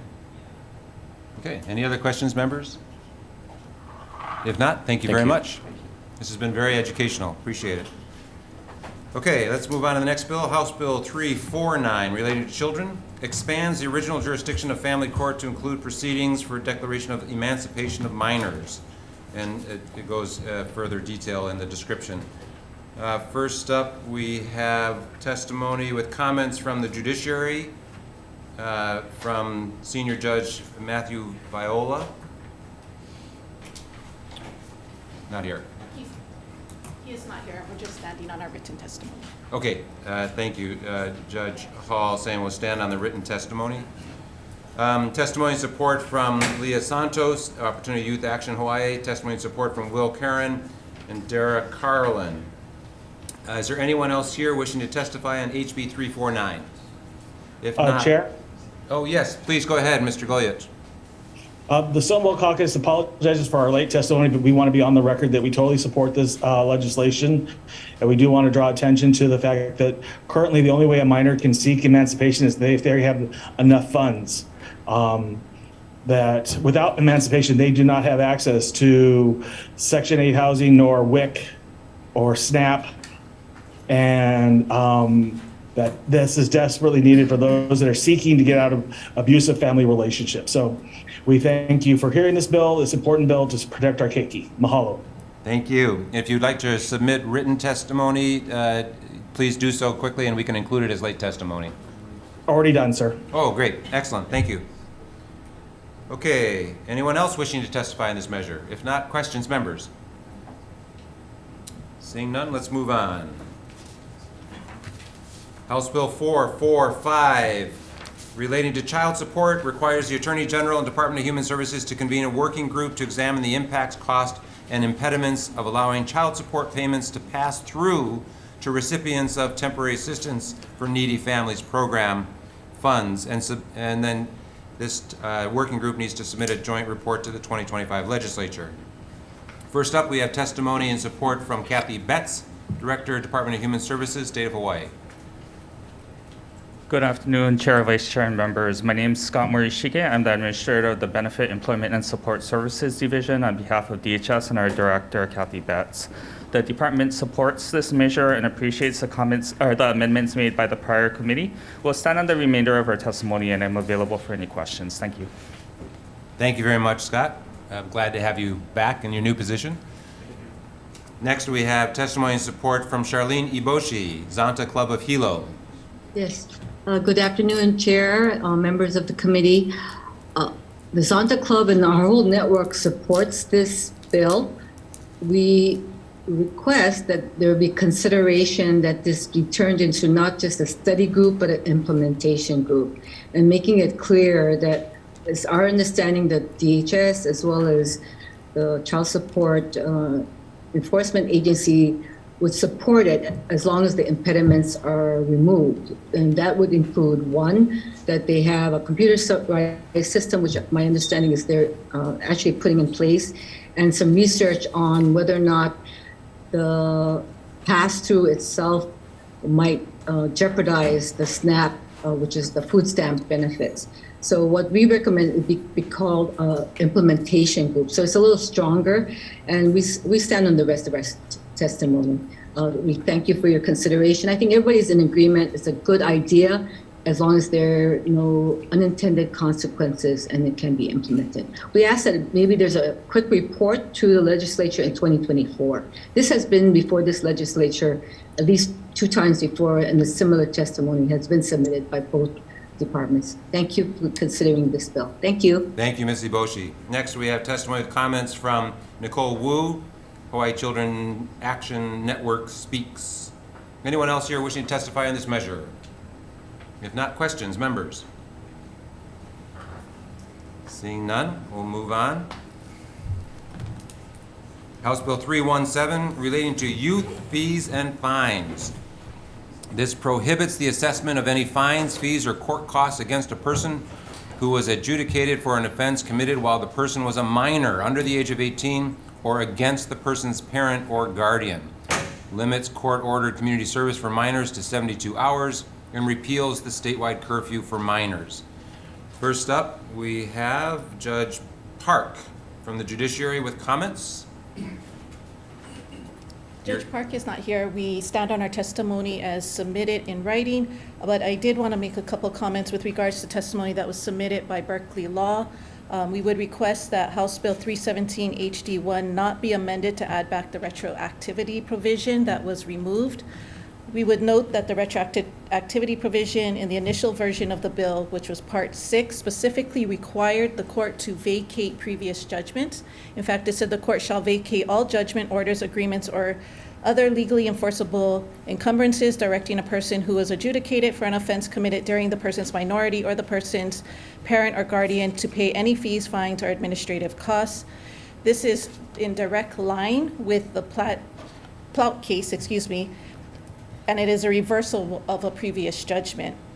Also, they had cited some other states in which the retroactivity was in place.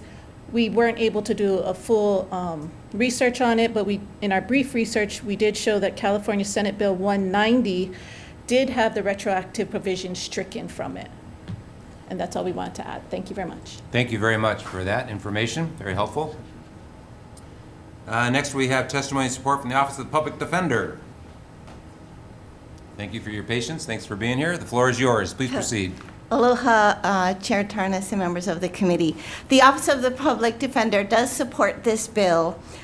We represent indigent juveniles, and so all of our clients come from families that are struggling financially, or they're in the foster care system. I did want to provide a little bit of additional information about our policy. The Public Defender's Office treats all juveniles with the presumption that they are indigent. This does not prevent families from hiring attorneys if they so choose, but we always begin with the presumption that the juvenile will need our assistance. And we do represent the majority of the juveniles that are coming before the court for criminal matters. So I just wanted to provide that little extra information, and I have nothing further, but I'll be available if you have questions. Thank you very much. Appreciate your testimony. Next, we have testimony with comments from Opportunity Youth Action Hawaii, and testimony and support from Hawaii Friends of Restorative Justice, Lauren Walker. Testimony and support from Kat Brady, Community Alliance on Prisons. Testimony and support from Berkeley Policy Advocacy Clinic. And testimony and support from Will Karen.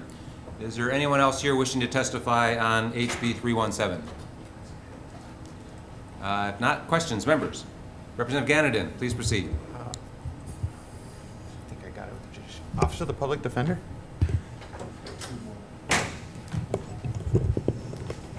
Yes. Hey, afternoon. Hello.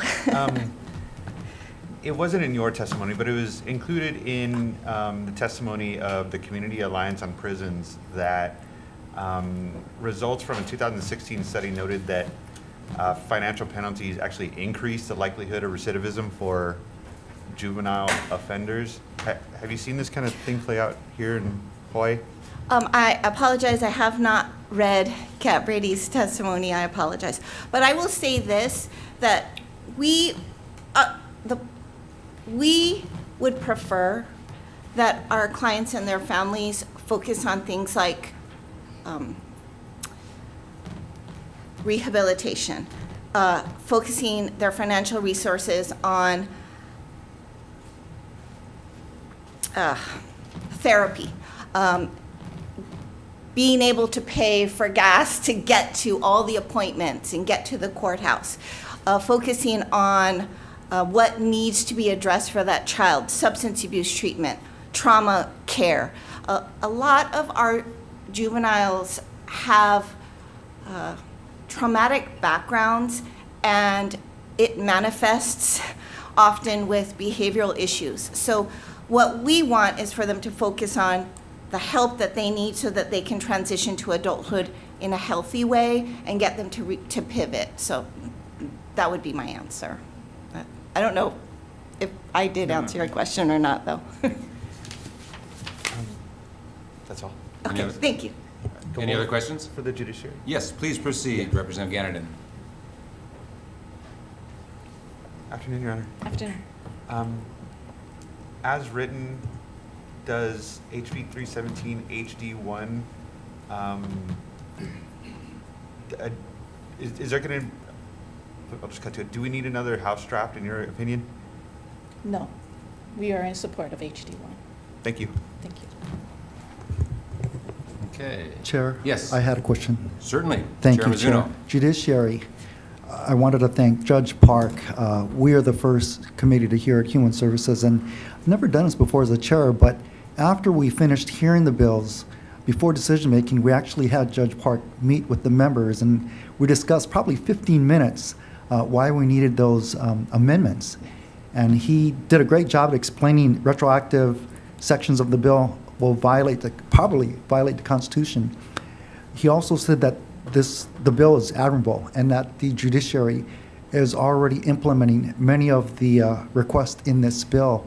So he supported the intent, and he really did help us craft the language for that House Draft 1. So exactly what Representative Ganadin said. Is there anything that we're missing, or is this okay so far, this piece of legislation? This legislation is all right. HD1 is fine. Okay, and please give my best to Judge Park. He was incredible. He did a great job. Thank you. Thank you. Thank you, Chair. Thank you very much. Any other questions? If not, I'd like to move on. Oh, actually, what?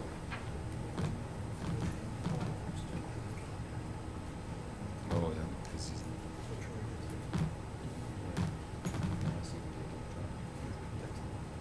Let me ask, actually, I want to go back and ask one more question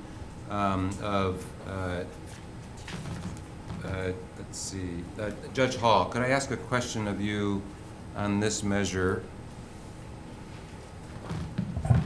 Our in-house attorneys were suggesting on page 6, do you have the bill with you? I do not, sorry. So, okay, it's all right. I started printing it until I saw it was 92 pages. I know, and it's stopped. true, and I can't yet. So, Okay, thank you. so on, since you worked so hard to craft this, there's a couple of changes that our own staff attorneys were suggesting. On page 16, line 2, the word persons should be changed to minors.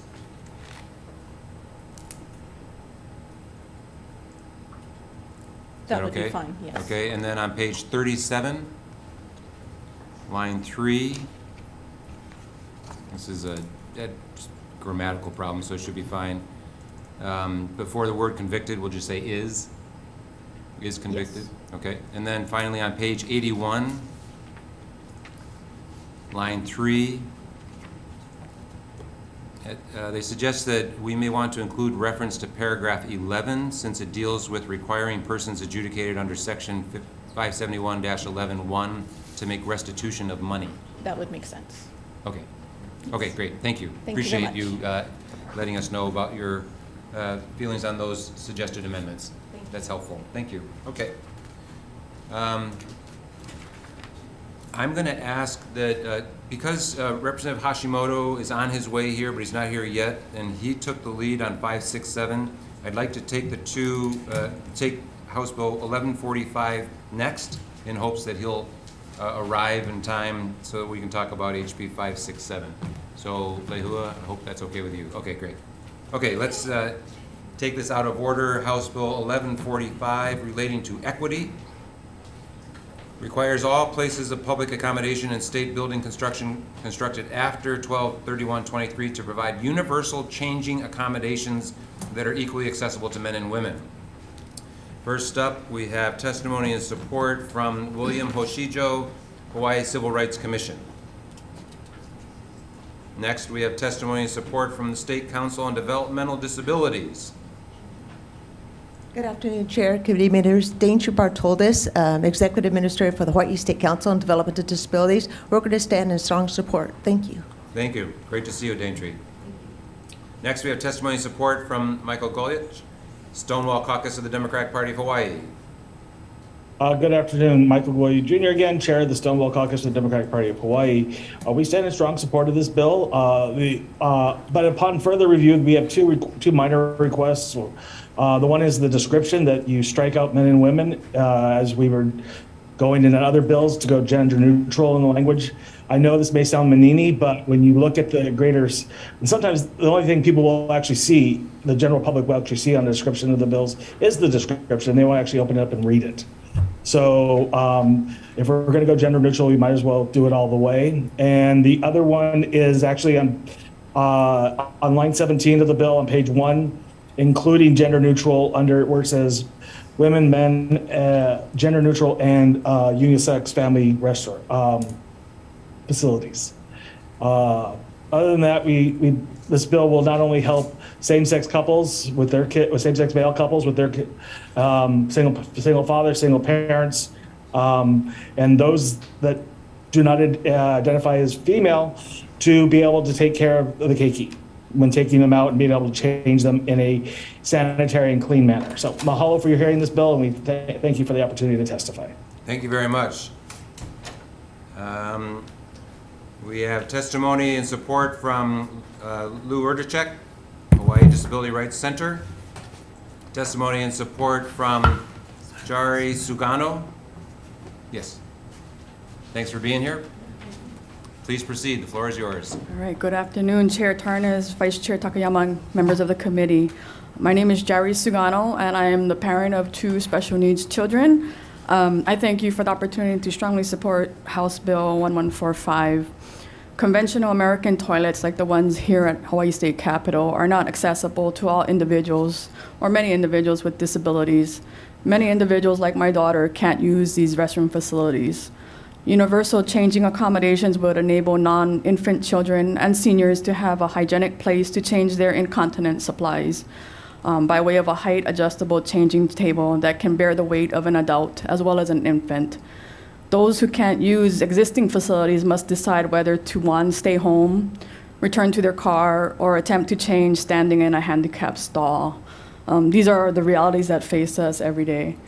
States such as Arizona, California, and New Hampshire have enacted laws requiring accommodations for adults. Across the U.S., airports have already started to move in this direction. As I got here today, I noticed that many of the buildings have electric vehicle stations where they have electric outlets, and they made accommodations for these new vehicles in Hawaii. A person's inability to utilize conventional restroom facilities directly affects their ability to enjoy and fully participate in community-based activities. According to the CDC, 19% of Hawaii's population have a disability. And if you pair that with our aging population, that's something concerning.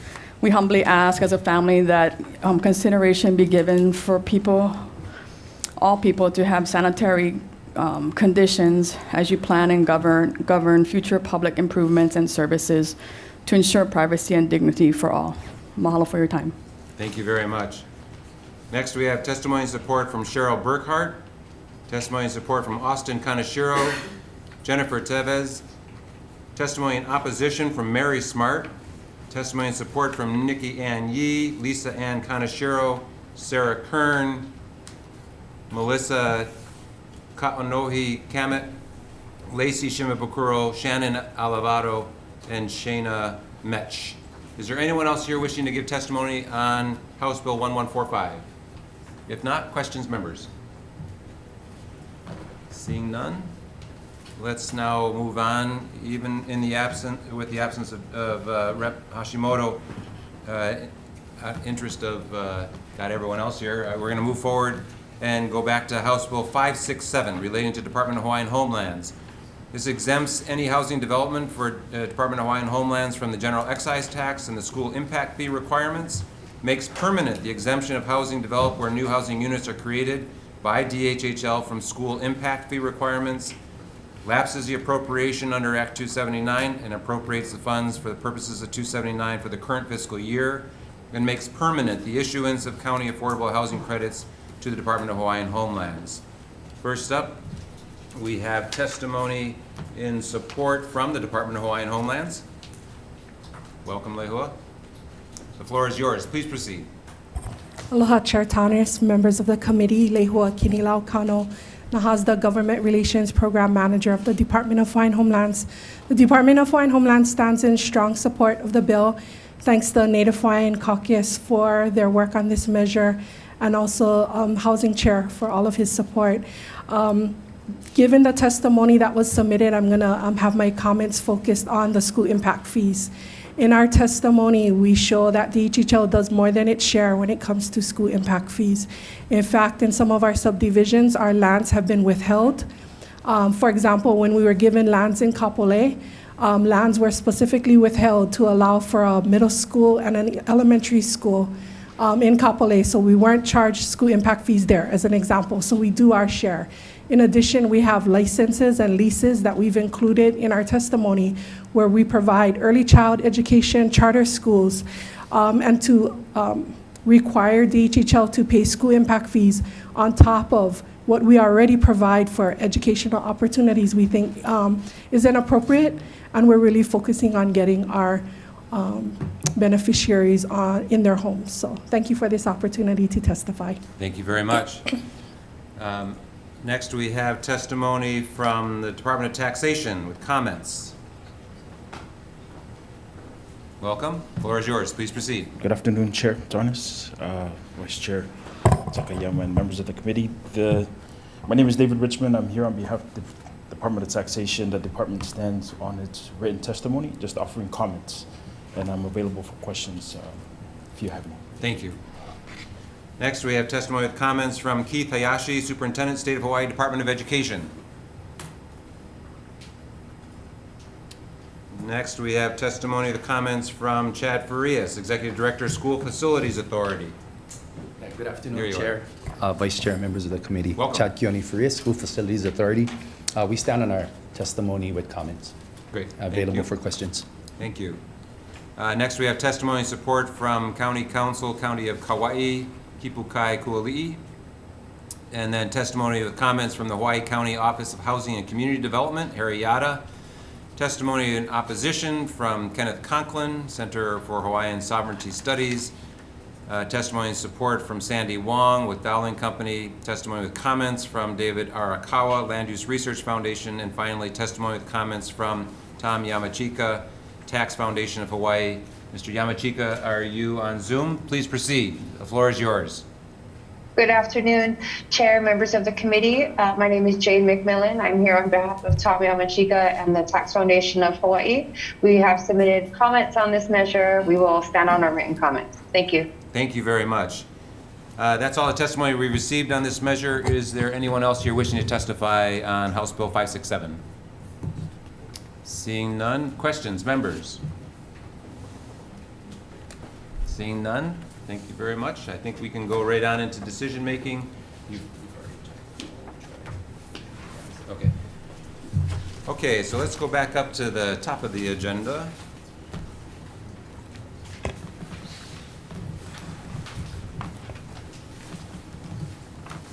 House Bill 716. While this is, everyone thinks this is a great idea, but we don't have a clear path forward on how to actually implement it. Because the Attorney General, LRB, Legislative Reference Bureau, both say, no, not us, it should be somebody else. Office of Elections says, we can't do it ourselves, we need some more assistance. So I don't think this bill is ready to actually move forward as it is. And with all deference to the Commission to improve standards of conduct, I think everyone's in agreement that having a voter guide would be helpful, but I want to figure out how we can actually do it. So I'm going to defer this measure, and I'm going to come back with a resolution that tries to bring together the people who could actually come up with a viable path forward. And I'm open to suggestions if anybody wants to follow up with me afterward as to who should be on this working group, with the idea that this working group would come back to us with a plan and a budget for next session that we would be able to adopt in time for the 2024 election. I think we all want this to work, but this bill just isn't workable the way it is. So I'm going to defer this measure and come back with a resolution. That's my plan. Okay, let's move on to 719. Thanks to the Commission to Improve Standards of Conduct, they tried to address all the issues that were identified in the governor's veto message. There's still a lot of opposition, but this is something that the legislature has been clear about. We passed Senate Bill 3252 last session in Conference Draft 1. I think the legislature is very clear in our intent to move this legislation forward. I've gotten a lot of encouragement from my members to move it forward. So I understand that there's a lot of opposition to it, but we still need to move this forward and figure out how we're going to carry this out.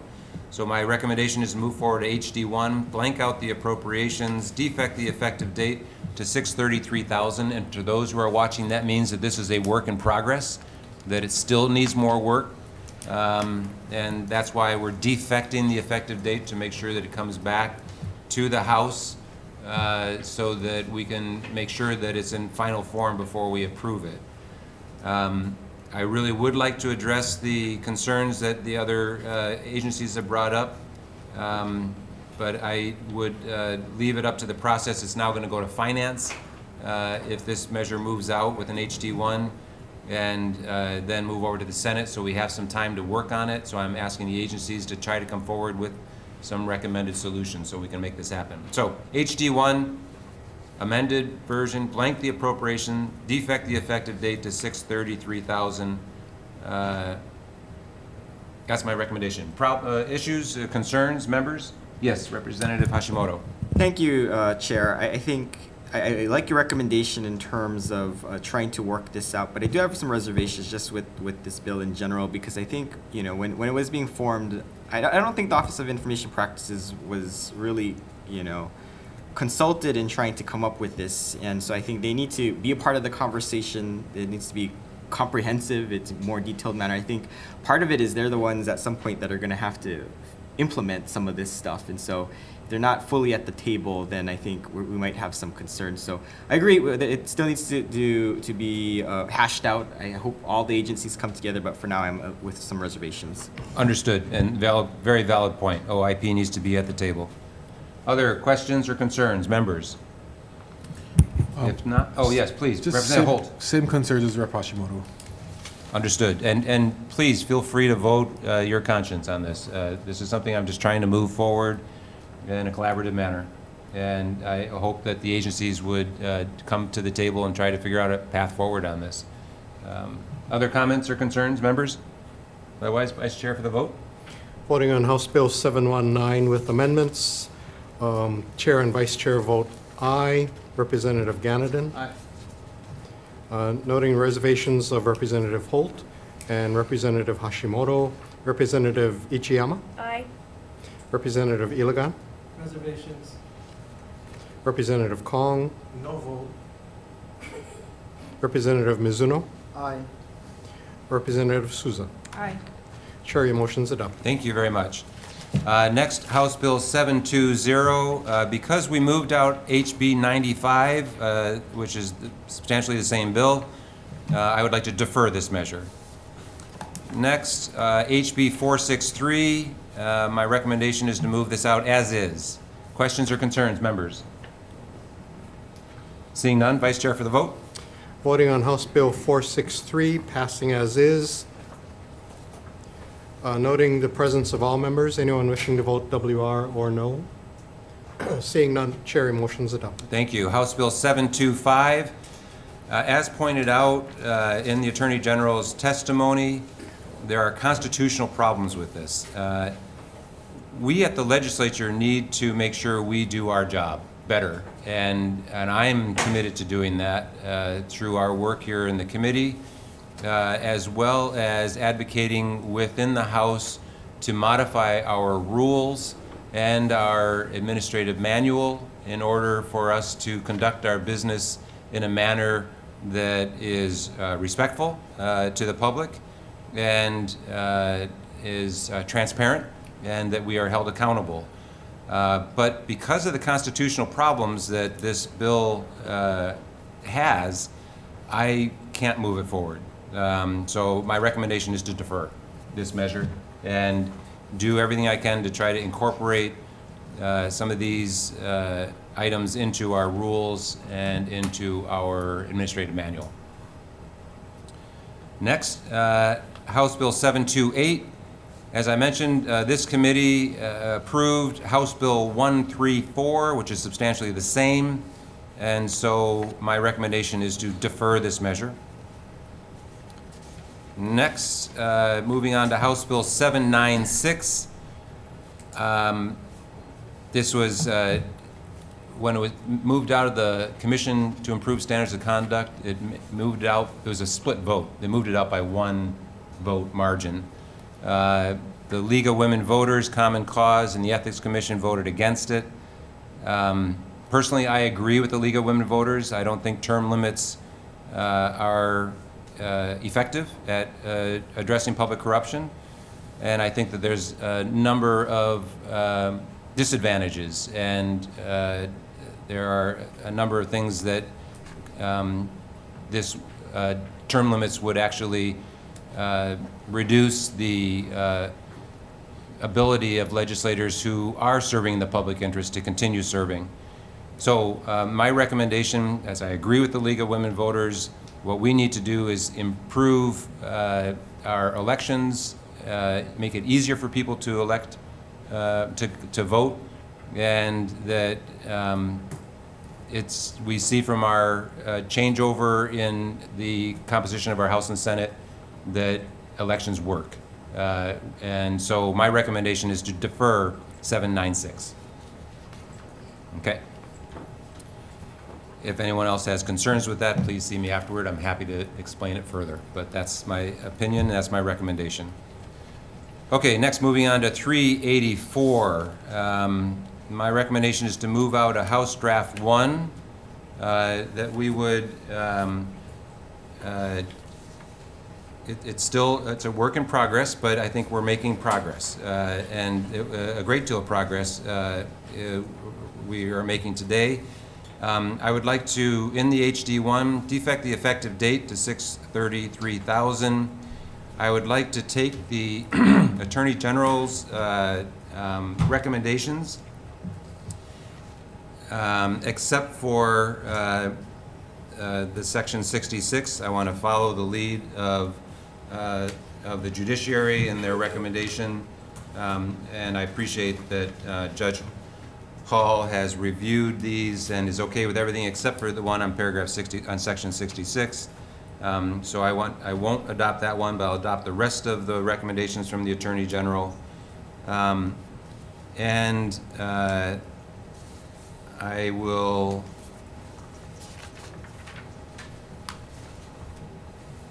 let's see. Yeah, I think that's going to be my only recommendation on this. So defect the effective date, take the AG's amendments except for that one on paragraph 66, and pass it out as an HD1. Questions or concerns, members? Yes, Representative Ganadin. It might be necessary, I'm not sure how to do it, maybe in a resolution or something, to encourage state agencies to amend their forms or practices in anticipation of HB 384 passing. Good suggestion. Any other questions or concerns, members? Otherwise, Vice Chair for the vote. Voting on House Bill 384 with amendments. All members being present, anyone wishing to vote WR or no? Seeing none, Chair, motion's adopted. Thank you. On House Bill 349, my recommendation is to pass out an amended bill, so this would be an HD2, House Draft 2, because it was amended in the first committee. I'm proposing to amend it a little bit more in this one. I want to adopt the judiciary's recommendation in their testimony, which makes a suggested amendment to make HRS 577-25K consistent with other amendments already incorporated into HD1. Also I want to adopt, let's see, on page 5, line 11, where it says that even though if you're emancipated, the minor is still not able to buy alcoholic beverages, I want to include that they're not able to buy tobacco products or electronic smoking devices either. On page 12, line 17, line 21, I want to change conservator to parents or former guardian. And then on page 15, line 12, I want to insert clarifying language that the provisions of subsection O apply, quote, notwithstanding any other law to the contrary, and except as otherwise provided in this section. And some additional technical amendments. So that's my recommendation on House Bill 349 with an HD2. Questions or concerns, members? Seeing none, Vice Chair for the vote. Voting on House Bill 349 HD1 with further amendments, all members being present, anyone wishing to vote WR or no? Seeing none, Chair, motion is adopted. Thank you. On House Bill 445, on this one, I would like to make some minor amendments, so it would be an HD2. I would like to sunset the working group on June 30th, 2025. I don't want this just to go on and on and on. They've got an assignment to submit a joint report to the 2025 legislature, and so I'm sunsetting it at June 30th, 2025. That's my recommendation. And I'm checking with the Human Services Chair that you're okay with that? Okay, great. And with that, any questions or concerns, members? Vice Chair for the vote. Voting on House Bill 445 HD1 with further amendments, all members being present, anyone wishing to vote WR or no? Seeing none, Chair, your motion is adopted.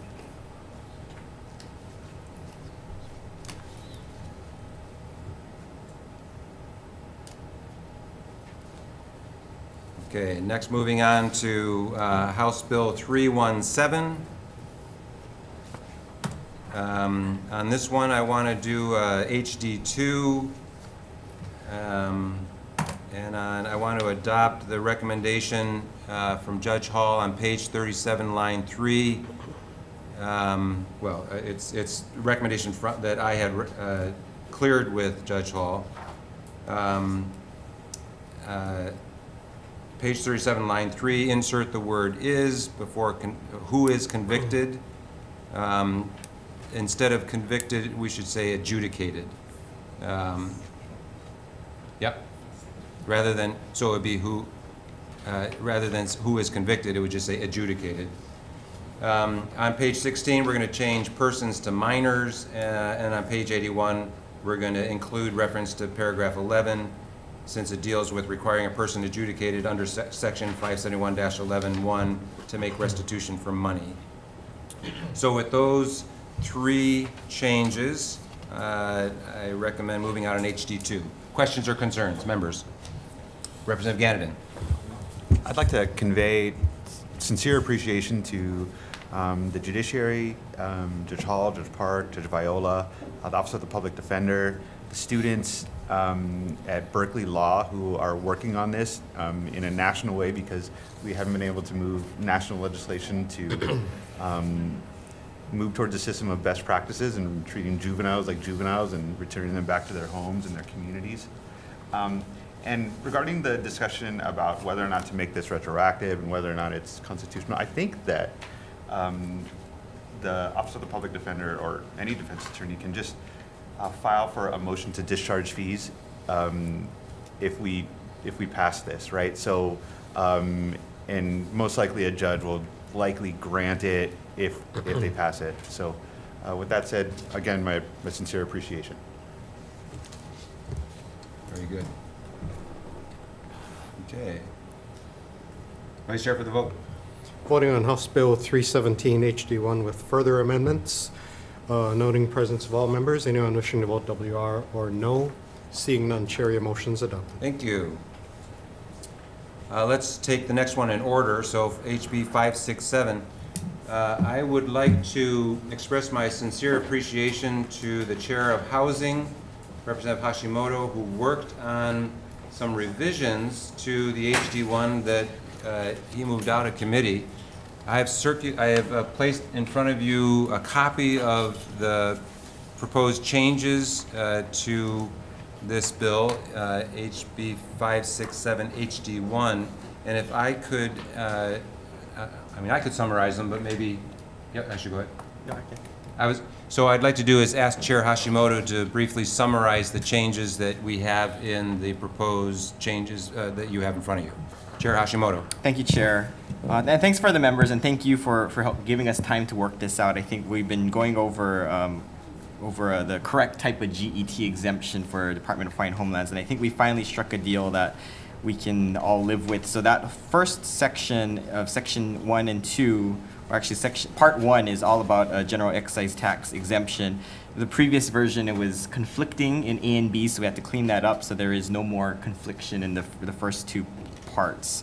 We also redid some of the definitions of moderate and I think, what is it called? We did it on the substantial rehabilitation, and we are making sure that it conforms with 201H sections, and so that essentially is just pointing to that. And then the last part is we had some issues with the lapsing of the 600 million reappropriation. So I think essentially what the AG was telling us is that we don't know if the actual lapsing is going to be 600 million, so we should blank that out for now. And then we have to figure out how much we're actually going to lapse and reappropriate once we know how much has been spent. So thank you, Chair. Thank you very much for your work on this, and I'll note that there is a defective date that we will keep in the bill. With that recommendation to move out on HD2 with those changes, questions or concerns, members? Seeing none, Vice Chair for the vote. Voting on House Bill 567 HD1 with further amendments, noting presence of all members. Anyone wishing to vote WR or no? Seeing none, Chair, your motion is adopted. Thank you. And our final bill, HB 1145, relating to equity. I would like to move out an HD1, defect the effective date to 6/30/3000. I would like on page 1, line 14 to 17, we need to amend the definition of universal changing accommodation so that to include non-gendered bathrooms pursuant to the language earlier in the or later in the bill on page 2. So it would read, universal changing accommodation means a powered, height-adjustable adult changing station that is either floor or wall-mounted within an enclosed, gendered, non-gendered, or family restroom facility. And then on page 5, line 10 to 12, we note that Act 84, Session Laws of Hawaii 2018, which established subsection C, was held unconstitutional by the Supreme Court of Hawaii. So what I want to do is add, just in case, I want to add a severability clause to the measure, just in case, so we don't lose the whole measure if a part of it is deemed unconstitutional. So with those changes, I would like to move out on HD1.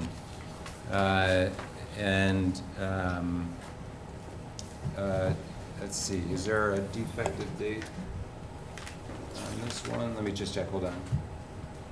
No, let's defect the effective date to 6/30/3000. Okay, with those changes, questions or concerns, members? If not, Vice Chair for the vote. Voting on House Bill 1145 with amendments, noting presence of all members. Anyone wishing to vote WR or no? Seeing none, Chair, your motion is adopted. Thank you. There being no further business before this committee today, we are adjourned.